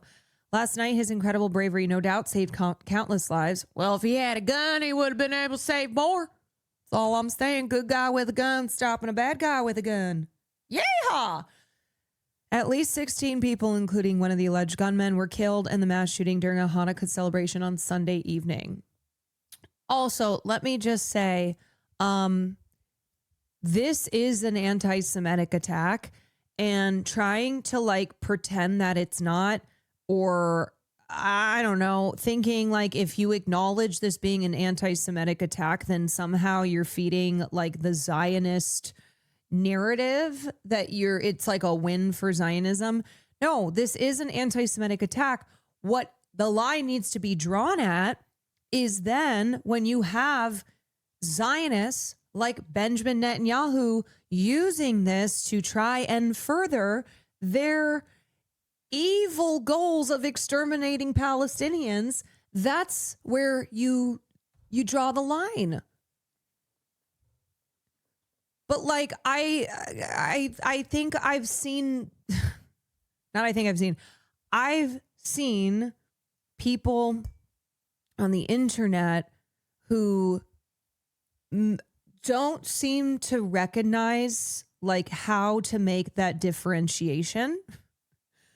I think it was Troye Sivan who posted about the Bondi Beach attack, and somebody responded in a tweet that just landed on my page, and it was like, oh, brother, this guy stinks. And it's like, no. What? No. This is a vile attack that is anti-Semitic. It is horrifying. It happened during a Hanukkah celebration on a Sunday evening. You had a lot of families gathered around at Bondi Beach, which is like a cultural staple of Australia, in Australia.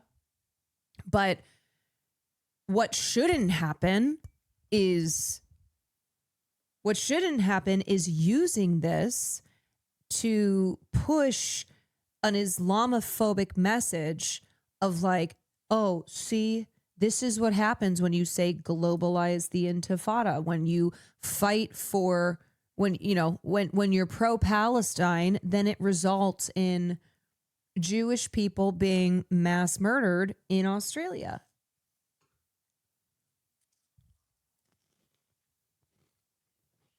And the other irony, too, is that the two guys who committed the shooting are Australian-born.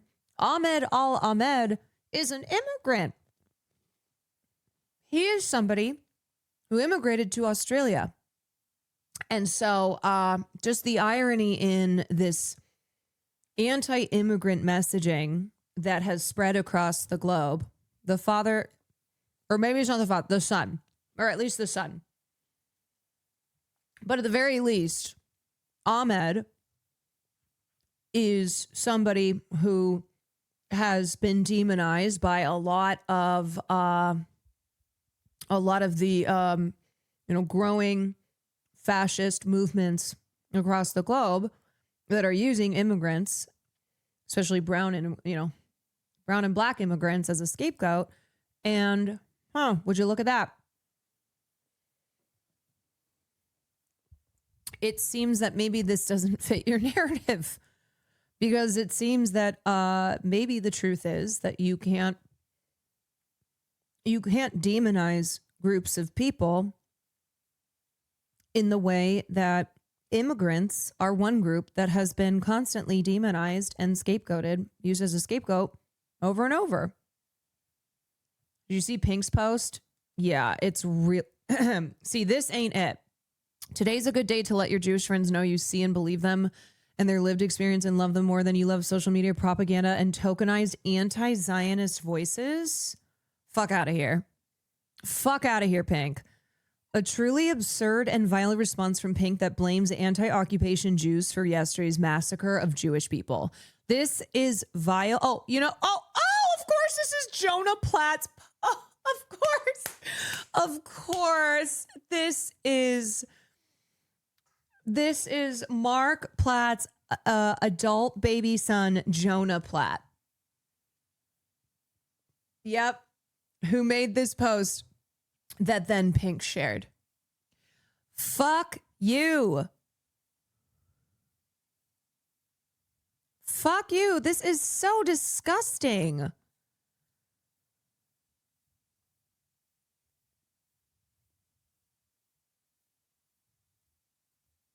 Tokenized anti-Zionist voices. Gross. That is so gross to take a tragedy, a horrific event in which Jewish people in Australia, Jewish Australians were targeted, and still find a way to twist it and attack Jews and others who are anti-occupation, anti-genocide, anti-apartheid.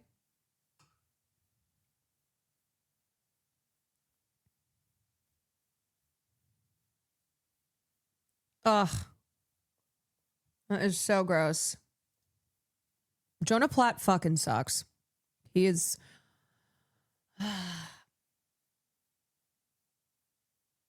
He is truly a tool. He is just such a douchebag.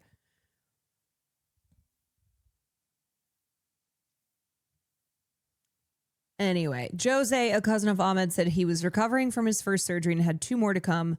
He took a lot of medication. He can't speak well. Another cousin told the Al Arabi television network that Ahmed intervened as a humanitarian act When he saw people dying and their families being shot, he couldn't bear to see people dying. It was a humanitarian act more than anything else. It was a matter of conscience. He's very proud that he saved even one life. You know who I bet wouldn't do anything like this? Jonah Platt, because he's a little bitch baby who doesn't give a fuck about humanity. He doesn't care. And every day when he gets on his little podcast and cries about how he is a victim, and he is a victim because he is a genocide supporter, he's just a little bitch ass coward who would never do something like this. That is not a person who would ever put himself on the line, who would ever act in a way to serve his fellow human beings. Yeah, humanity just sold out. Did you see Netanyahu's speech? Yeah, you mean the devil? No consolation for the victims, which included an Israeli. It just used his time to fuss at the Australian government for giving aid to Palestinians. Of course. I'm watching Will Neff right now. That's great. Do you know that you're in my chat? Will's chat is over there.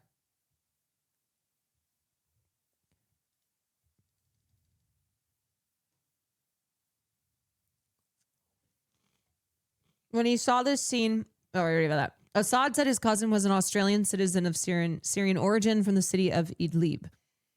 After spending an hour with him on Monday morning, he said his cousin told him God gave me courage and that he didn't regret his actions. Oh, hold on a second. You mean that someone of Muslim faith can do something heroic like this? Can commit a humanitarian act of just utmost bravery and cite that God gave him courage?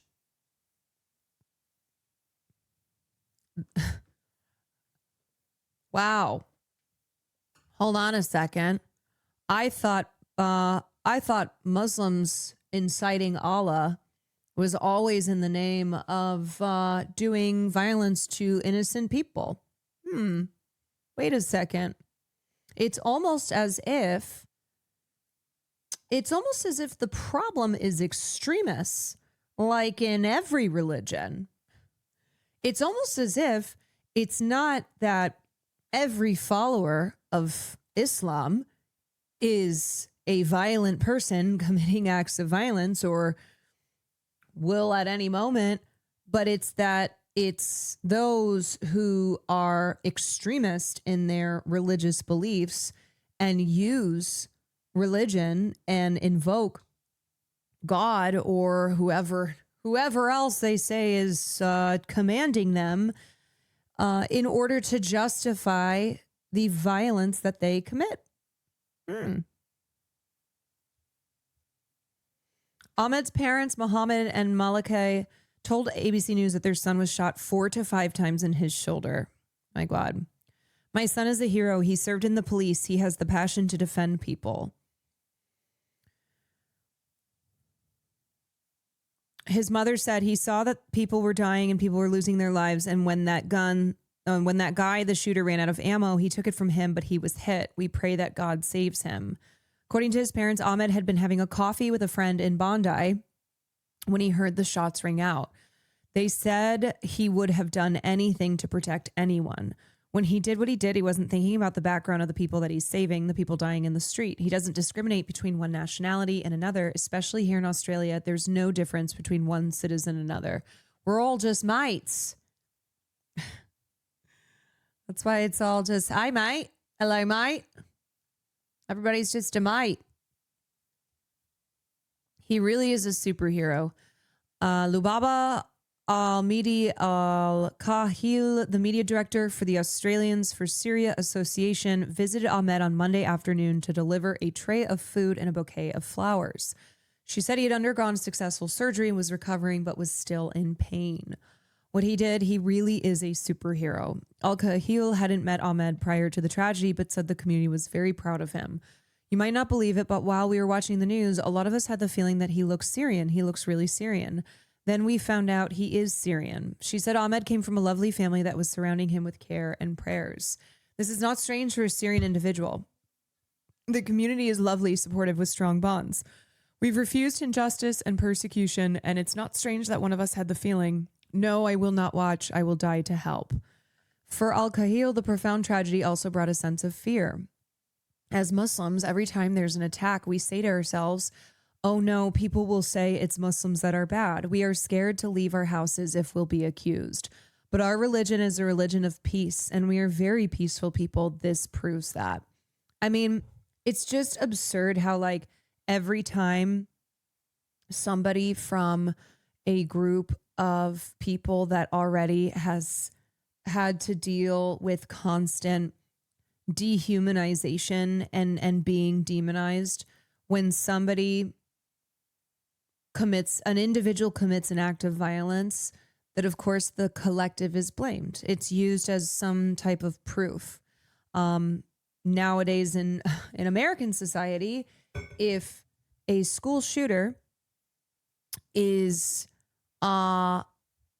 even if it seems at all that you can say that they're queer, right?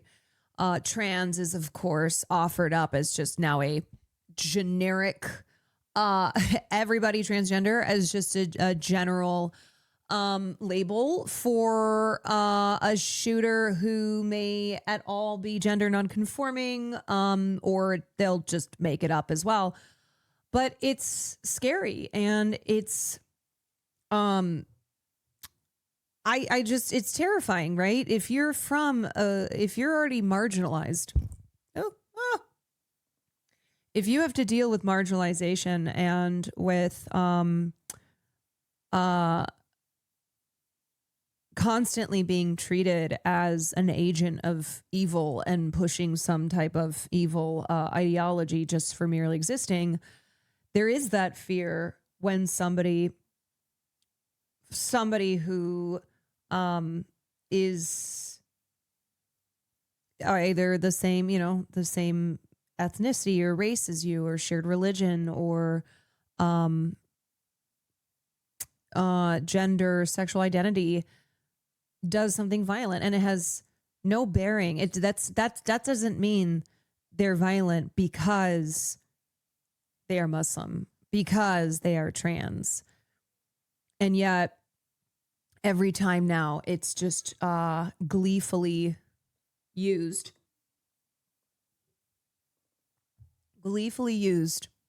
as evidence of those claims.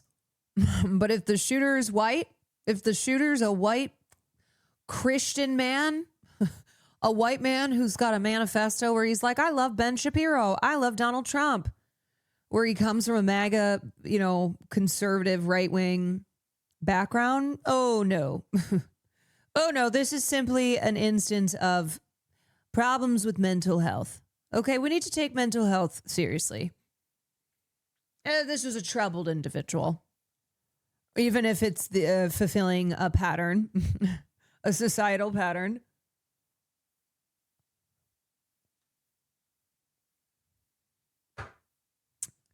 L, Islamophobia and anti-Semitism. So true. L, racism. L, bigotry, We don't stand for that shit. Yeah, but then they don't do anything about mental health either. They're like, oh, we've got a serious mental health issue. We need to help mentally ill young men. And then they don't.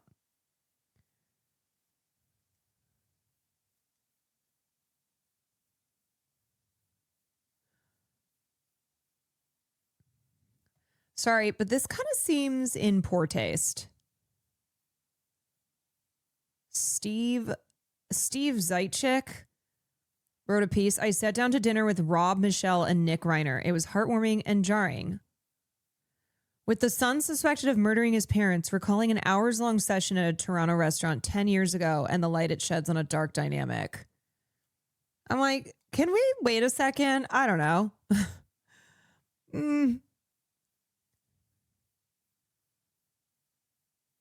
Do we need to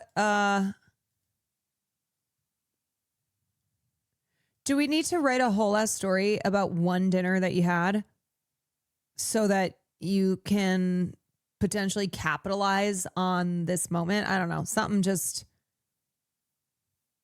it's like, I don't even need to read this piece to know that the writer is going, I'm looking back at that dinner 10 years ago, seeing if I saw the signs.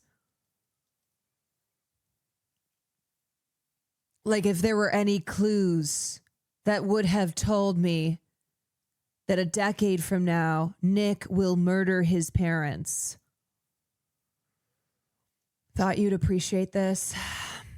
Just saw Florence perform Dog Days Are Over with Hayley Williams and Rachel Zegler in Bleachers with my own two eyes.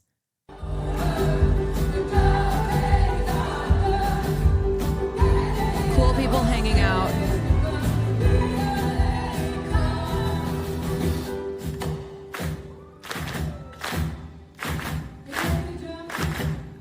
That should be me.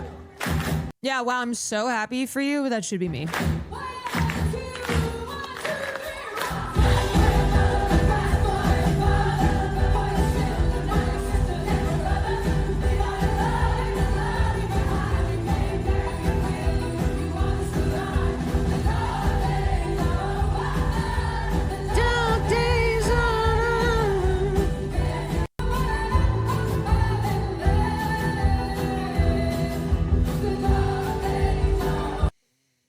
Des Eagle, thank you for the 5 gifted subs. Appreciate that. Should be me. That should be me dancing on stage with Florence, Hayley, Rachel, the whole gang.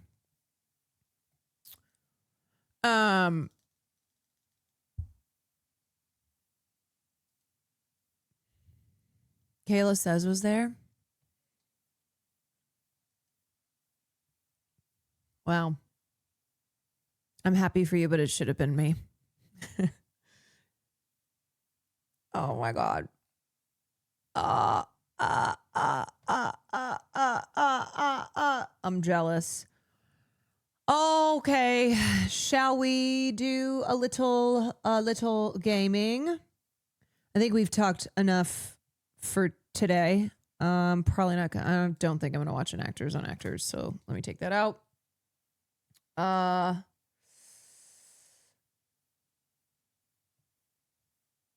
Yeah, have you been watching The Dairy Show? No, I stopped watching it. I didn't particularly care for it, and I just have too much to watch always, so no, I didn't. I have not kept watching it.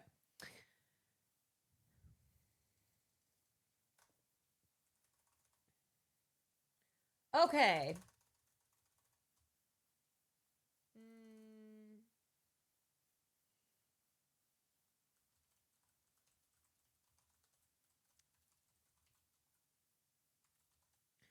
Okay, Peggy, playtime. Chapter 3.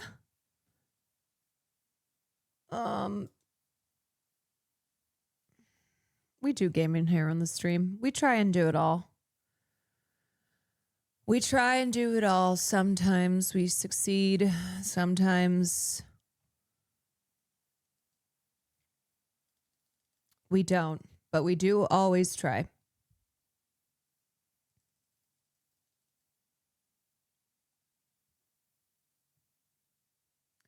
What are you watching? So many things right now. I can't even, probably like 6 different TV shows.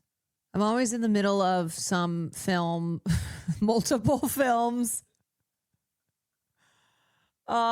It's just a juggling thing because Will and I are we've been on different sleep schedules. So he falls asleep a lot earlier than me. So that means that we never get to finish anything anymore. And so then it has to get pushed to the next night. But now I've lately been finishing stream earlier than him, and I've just been reading a lot. So it's I still need to start Heated Rivalry, which I'm excited for. Everybody's talking about how gay and hot it is. Yeah, book learning, as he calls it. Goddamn book learning. It's not going to be any of this book learning.